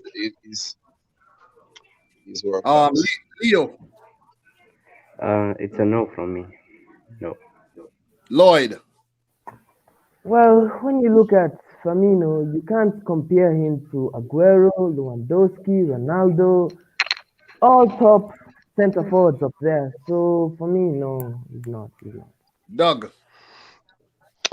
If you had asked me this question a couple of years ago, I would have probably said yes, but not recently. His goals have really dried up. I think he's more about sort of creativity for us. He's the glue to make our front three. So no, not for me. Okay, guys, I have to run now. Okay. You have to leave. Yeah. But Liverpool have the best front team in world football. That's it. Salah Roman are world class. You ain't gotta go. You're lying. No, seriously, I have to run now. I'm leaving. World class. Salah, Mane, Firmino, world class. See you guys later. Love you. All right. Peace. All right. Doug, guys, don't forget to go check out Doug's channel. Doug, let's help Doug get to 1,000 subscribers, guys. So if there's anybody in here who's not sub to Doug, I want you guys to go and sub to Doug, okay? Go and sub. Tell Doug that Dominic Rich sent you. Go and sub to Doug, the Dugout Football channel. I like how you incorporate the dugout and your name and everything. Go subscribe to the boy Douglas, man. Come on. Guys are playing. Anyways, the last one on the list. I don't think Firmino is world class, but I think he's a very, very good player. Quality player. And where he lacks in goals, he makes up for assists. Look at the last game. You know what I'm saying? Yeah. Look at look at the Club World Cup. Who came up clutch for Liverpool? Who? Bobby Firmino. Exactly. But if he is to enter into the world-class realm, he needs to score those goals. Right. Exactly. Yeah. Definitely. And the last player on the list, guys, Mo Salah. Yeah, definitely. Lloyd. No argument there, definitely. He said no argument there. I like that. Leo. Well, he's a world class. Definitely. Doug. Yeah, absolutely. His numbers are just absolutely phenomenal. There's no denying that. But yeah, Mohamed Salah for me is world class. Thank you very much, guys. That was a great discussion. What I'm gonna do, I'm gonna clip this out, and there'll be a separate video on my channel, and you guys could go back and watch yourselves talking about how world class Liverpool is. So, from our count, we could conclude that Liverpool has Salah 1, Mane 2. We got Thiago 3. We got Trent 4, Robertson 5, Van Dijk 6, Alisson 7, and we borderline on Fabinho. So let's say Fabinho as well, borderline. So Liverpool got about 6 to 7 world class players. You know what I mean? And we could do this about Man City another time. We could definitely do this about Manchester City another time. But while I have the Liverpool fans in here, you guys please stick around. Let's talk about. Look, we said that Liverpool are going to beat Arsenal. I think Liverpool are the favorites here to beat Arsenal. But before we get to the City game, we have 2 games to talk about before that. West Ham versus Wolves. Quickly, we're going to just run through this one. West Ham has not started well, and they won in the cup, but in the league, they're not looking good. Maybe they should focus on winning the cup this season. Wolves, you know the threat they bring. They lost to City in their last game, but they did defeat Sheffield on opening day. Wolves, very, very, very, very dangerous team here. And as you guys could see here, West Ham has failed to beat Wolves in the last 4 games. And that since Wolves came back to prominence, West Ham has nothing on them. So we know Wolves Portuguese team here. You know what I'm saying? Portuguese. Right. I want to do a quick quiz. Ron, how many Portuguese players could you name that's in the Wolves team right now? I think I looked at it last night. It's about 10 of them. If you include Semedo. Yeah. So they need probably about a centre back right now, or a forward or a winger to have a full 11. So I think it's Semedo, Ruben Neves, Moutinho, Vitinho. What's the new guy? Fabio. Yeah. Who am I missing now? Patricio. And Rui Patricio. Oh, the goalkeeper. Neto. Listen, Neto. Podence. Neto. Yeah. And they have a guy by the name of Juan Miranda, and you throw and say, look, it's a Portuguese 11, man. Might as well they represent Portugal in the Nations League. Look, you know what could actually happen? The fact that we have a schedule congestion right now, right? If Portugal wants to play a friendly and play like a professional game at the same time, and that has happened recently, in teams have sent out weaker teams to play one game and sent out their real team to play another game. Send Wolves. Yeah. Wolves. And but guys, this one, I think West Ham are struggling a lot this season, and they're gonna lose again. Yeah. I think they're without David Moyes as well. I think David Moyes and Issa Diop have got the we're not going to mention it, but obviously they've got that. So I think that might be a bit of a factor as well. But yeah, I totally agree with what Dom's saying. West Ham are in no form at all, and their next, I think it's 3 or 4 games, are absolutely awful as well. I covered a West Ham game, and I said they could lose their next 5 games. And I'm telling you, they have some big games coming up. And we look, we're not going to get too much into that right now. We need to move on. But I'm not going to waste no time talking about West Ham. West Ham need to get their act together. Yeah. The players need to step up, man. Mikel Antonio is one of the only players who seem like he wants to play football. Seriously. Most of the time. Yeah. You know what I mean? And Nuno has never lost to West Ham. 4 games, 4 wins. Yeah, I think that'll continue. I think that'll continue. That'll probably be 5 from 5. I think West Ham. The problem with West Ham is they've got players who don't want to be there. Felipe Anderson, Sebastian Haller. I'm pretty sure that they want out. I'm pretty sure Declan Rice as well. I think he's likely to probably go to Chelsea as well. Yep. But yeah, they're a team of individuals. West Ham. They're not an actual team yet. So. And obviously we all know about the boards, what's happening out off the pitch as well. It's not good. It's not good. So I think they're in big trouble this season, West Ham. Look, why do you think that kid Jeremy Ngakia left and went to Watford? He don't want to be there. There's something going on there that they just don't want to be there, man. You know what I mean? And I'm gonna go for a Wolves win here. I'm gonna say a 2-0 win to Wolves. We're not even we agreeing that Wolves are gonna win this. Wolves are a tough team to play. They really They say no Mikel Antonio goal this week. None. No, I think Wolves will keep a clean sheet. I think it'll be a very tight Wolves win. I'm gonna go 1-0. 1-0 to Wolves. I'm gonna say a 2-0. I'm gonna say a 2-0. Guys, we have a fixture here that could slip through the cracks, so I'm gonna talk about it. Fulham versus Aston Villa. Fulham versus Aston Villa.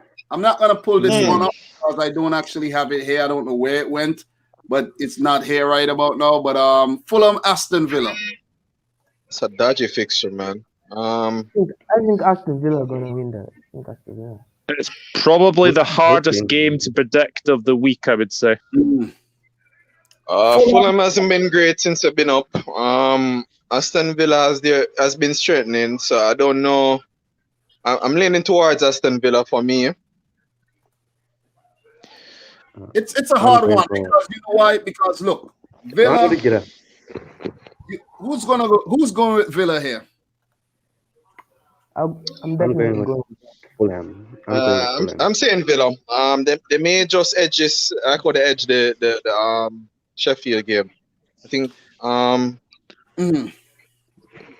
I think Villa made some good signings though. Ollie Watkins looked good already. Matty Cash looked good. Yeah. So they're gonna have trouble though. Emi Martinez, that's a great look. That could actually save Villa's season. Yeah. That could save them. Save the penalty. Yep. Doug, any thoughts on this one? As I said, it's the hardest game to predict. I've got a feeling it's going to be a bit of a intense, nervy affair. I think it's probably 2 teams that are probably going to be in and around the relegation zone this season. I'm actually going to say both sides will cancel each other out. I'm going to go 0-0. I think this is probably the first 0-0 of the week. Probably the first 0-0 of the season as well. I don't think we had any draws. Have we had any draws this season yet? No. I don't think so. No. Yeah, I don't think so. That's crazy. But I'm gonna go for a 3-2 win here. It's gonna be a high-scoring game. Villa to win 3-2. I think with the addition of Ollie Watkins, but Fulham has also strengthened. They're strengthening as well, and Mitrovic is always.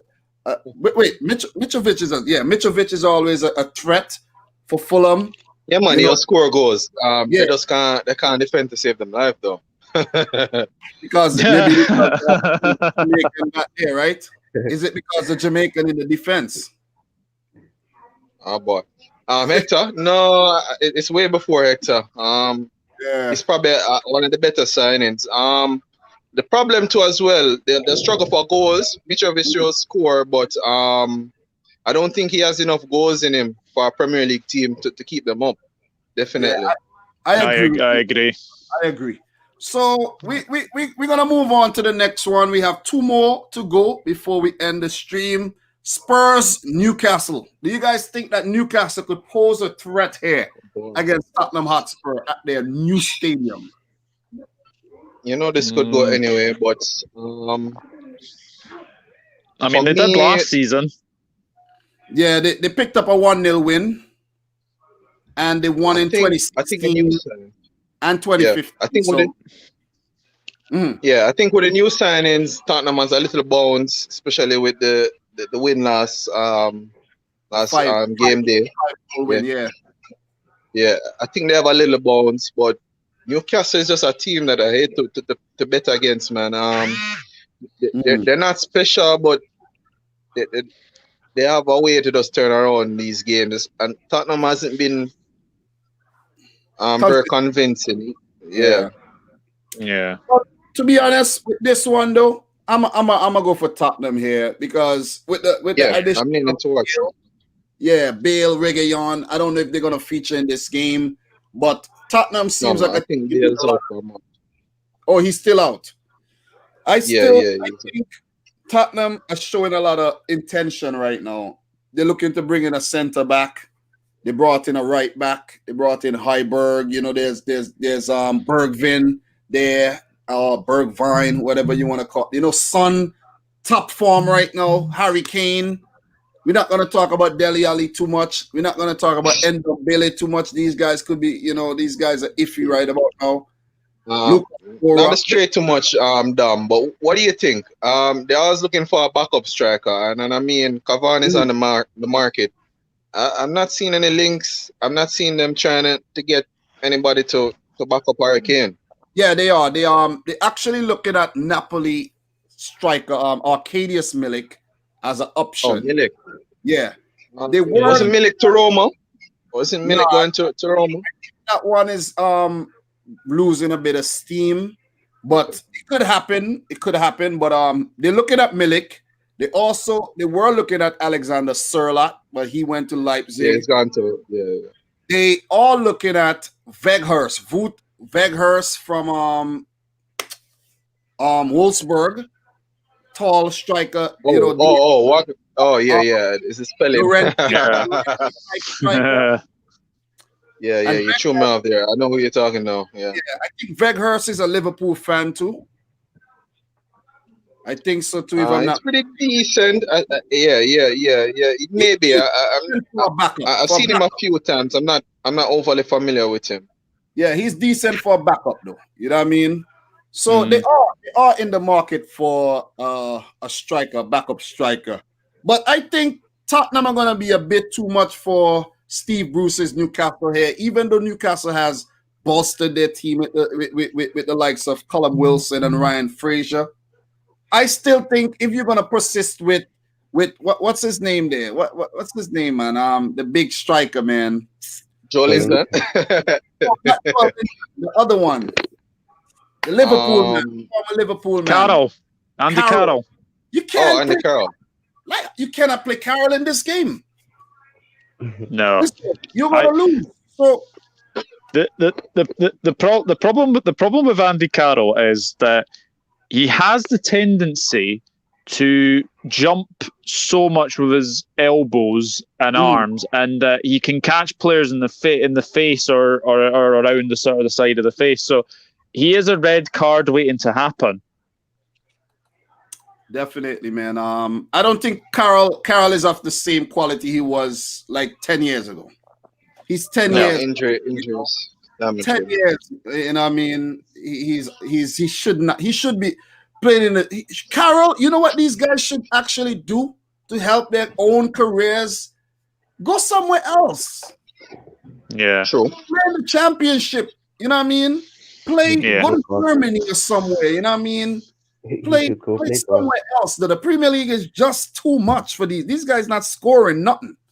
You know, and guys, the last game, so we could wrap up today's thing, is the mighty Man City against Leicester City. Guys, Liverpool fans, do you think that we're gonna handle ourselves here against Leicester? Yeah, I think the loss of Ndidi for Leicester, I think he's out for 12 weeks now. I think that's a massive blow. Yeah, I didn't hear that one. Yeah, Wilfred Ndidi was injured last night against Arsenal. He played in the cup game and he was injured. You know why I missed that? Because I was bouncing. Okay, the Arsenal-Leicester game was boring as hell. Yeah, it was. Yeah, he came off with an injury, so he's out. Brendan Rodgers confirmed he's out between 8 to 12 weeks. So that is a big blow for Leicester City. So I reckon that Kevin De Bruyne will have probably a field day against Leicester. I think Leicester could be on a bit of a hiding here, to be honest. But we have to be careful still, because if let's say they play Chowdhury, right? Mm-hmm. Or they play, look, they have a problem. Matter of fact, I digress. Look, Ndidi was playing as a center back. It's gonna be tough for Leicester with Morgan and Soyuncu back there, with James Justin. It's gonna be rough for them. It's gonna be rough. Yeah. And if you put Mendy in the middle, it's gonna be rough. But they still pose a threat with their Belgian brigade. They have Castagna, Telemont, Pratt. So yeah. The best I can say is they may nick a goal. I mean, if they score first, maybe they'll trouble, which is unlikely. But Jamie Vardy is always a threat. But I can't see a win for them. That's just it. For me, I think City may have too much for them. Yeah.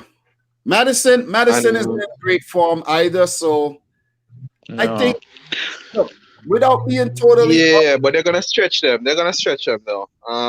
Look, remember Leicester. I think some of their squad. I mean, they still haven't replaced Chilwell fully. Yeah. Yeah. I mean, the left back is pretty decent. Yeah, Pereira. Pereira's a big miss. Pereira is a big miss, because he's what you call a fullback. He's very good attacking and he's very good defensively. He's a big miss for Leicester. Leo, your thoughts on this game as a City fan? How comfortable are you feeling going into this? Not really confident, but they're gonna attack a lot. We might make mistakes at the back. Who knows? But wait, Leo, look at this, right? Just look at this. Yeah. This is the last 10 games against Leicester, They have only won twice. Yeah. I remember that win in 2018. Let's not even talk about that loss. But we have been getting the better of Leicester City, and I think we would continue. We need to have confidence. This is a season where we need to have confidence as City fans and as a team. You understand? You said that we could actually regain the title. We have to beat these teams. Yeah, we will. We will. If we drop a point, look, we have to beat these teams. I think that was the problem with Manchester City last season, is that they were dropping far too many silly points. Like, if you remember that, I think they lost at Norwich, they lost to Southampton. They lost home and away against Wolves as well. So they do have a tendency to go to a ground such as like a Leicester or a Southampton or a Norwich, and they can either lose. So I totally agree with you, Dom. I think they have to win. I think they have to win these games if they want to, regain the title. Definitely. All right, for me, Doug. You're right. They had some silly points. I don't think the 18 points was a true reflection last season. But for the Leicester game, for them to lose to Leicester would definitely have to have a flyer, get 2 quick goals, and City miss a few. Yep. I'm being honest here. That's the only way I'm seeing Leicester, because I'm just picturing the game right now. City's gonna have about 70-75% of the ball. They're gonna be taking shots. They got Leicester has a good defensive shape. Michael's gonna pull off a few good saves and thing, but they're gonna maybe after the maybe after the 60 minutes they're about concede somewhere there. So but how you think I don't. Yeah, though. Wes Morgan is gonna be in the back, No, he's not quick enough. He's not gonna be able to deal with the side to side movement of the ball. No. Look, no. I'm gonna keep it real. We should beat Leicester, but if we continue like what we were doing last season, we could drop points. But from what we saw against Wolves, I think Pep Guardiola is coming with something different this season. Yeah. He's coming with a different shape. Yeah. More defensive style tactics, with 2 banks of 3 back there, you know what I mean? With Rodri Fernandinho holding, you know what I mean, helping out the Stones and Ake Laporte is fit, you know what I mean, a Mendy. So I think he is being a bit more, let's say, pragmatic this season than just saying, listen, this is what I'm going to play and this is what I'm going to expect. You see what I mean? Yeah. So I mean, they took the lead last season against you guys. They scored really early on. I think Vardy scored really early on, and then I said it at the time. The first game. He's talking about the first game. Vardy scored. Okay. I'm thinking the second. Aye. I said it at the time. I thought Leicester had scored far too early to even have a chance of getting something from that game. So I do think City will win this one. I'm going to go for a repeat of the scoreline from the Etihad. I'm going 3-1 to the Citizens. Fair enough. Yeah, 3-1 sounds about it. Yeah, so, City are going to have most of the ball, create a lot of chances. Look, it could be a 4-1, it could be a 4-0 for City. It could also turn out to be a 2-1 for Leicester. We don't know how this one's going to turn out, but I'm going to stay positive and say... I don't see 2 goals in there for Leicester, though. I don't know where the... Look. No, unless look, I mean, it's football, but I don't see we need to see City for 5 games, and then we could say, yeah, man, we mean business on, oh, man, it's the same from last season. We need 5 games. You see what I'm saying? We need 5 games. And then we could start to see if Guardiola is going to stop overthinking and tinkering with things and just play. Look, just play for I mean, all right. I know like Wolves can really hurt a team. Even with the Liverpool games, they were pretty close. Yeah. But Leicester, as I said, they're really depleted right now. True. The persons that could get other than Vardy, maybe a Maddison. I don't think Maddison is fit right now. I mean, Harvey Barnes, I think not playing well. He's fit. Yeah, so they need a bit of magic somewhere there in the middle, and I think that's where the game's gonna be win and loss. Because what I notice is Jamie Vardy, he needs good service, and if he's, I mean, I give him props because if he gets 1 or 2 chances, he can put it away. But I can see the game where he's not gonna get much service up there. He's gonna have a tired game. Yeah, City gotta be very careful of the long ball in this thing. Very, very careful. Very careful. We got some news here. Thanks, Demo, that Europa just confirmed 5 substitutes. The German league is using 5 substitutes, I know, but the Premier League. I don't know why we. I don't know why we reverted that. That didn't make any sense. It should have used 5 substitutes in the Premier League, but it's all politics. They say the big 6 have more quality than usual. So, Demo, you think we're gonna Leo? You think we're gonna win this game? Yeah, we're keeping a clean sheet this game. But look, win, lose, or draw, I'm gonna show up to talk about the game and just give you my honest thoughts. Doug, appreciate you joining. Leo, appreciate you joining. And Ron, man, you could come on anytime, bro. You speak very well, very intelligent, brother, and you could come on anytime. Okay? So thank you, Dom. Yeah, guys, it's been real. No problem, guys. We just spent the last 3 hours. We could go all day if we want. You know what I'm saying? Don't think our managers would be able to take that. This is where we're gonna end it right now.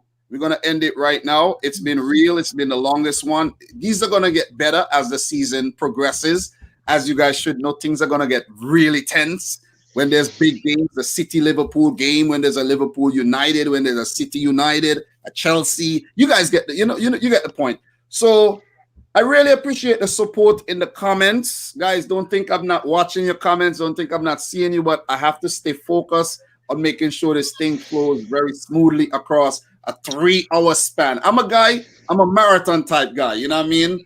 I could stay focused for a very, very long time. And I love long videos. I would watch this whole thing and want more. So I appreciate you guys joining, man. Guys, don't forget to check out Doug. Check out Doug. I want to see Doug's subscribers going up and up and up after this. When I'm done, I check it. Yeah, just leave. Can you put your link in the description? Yeah, Doug, put your link in the description, Doug. You know what? Yeah, let me see if I can bring up Doug. No problem. No problem. Yeah, because I'm thinking about starting my channel soon, you know, guys. But as soon as I'm back on the show, I probably will have my channel up and running. So go for it, bro. Go for it, man. Go for it, and you know what I mean. Just do your thing. Don't overthink it. Just do your thing, bro. And if anybody want to start channels, just go for it, man. That's what YouTube is about.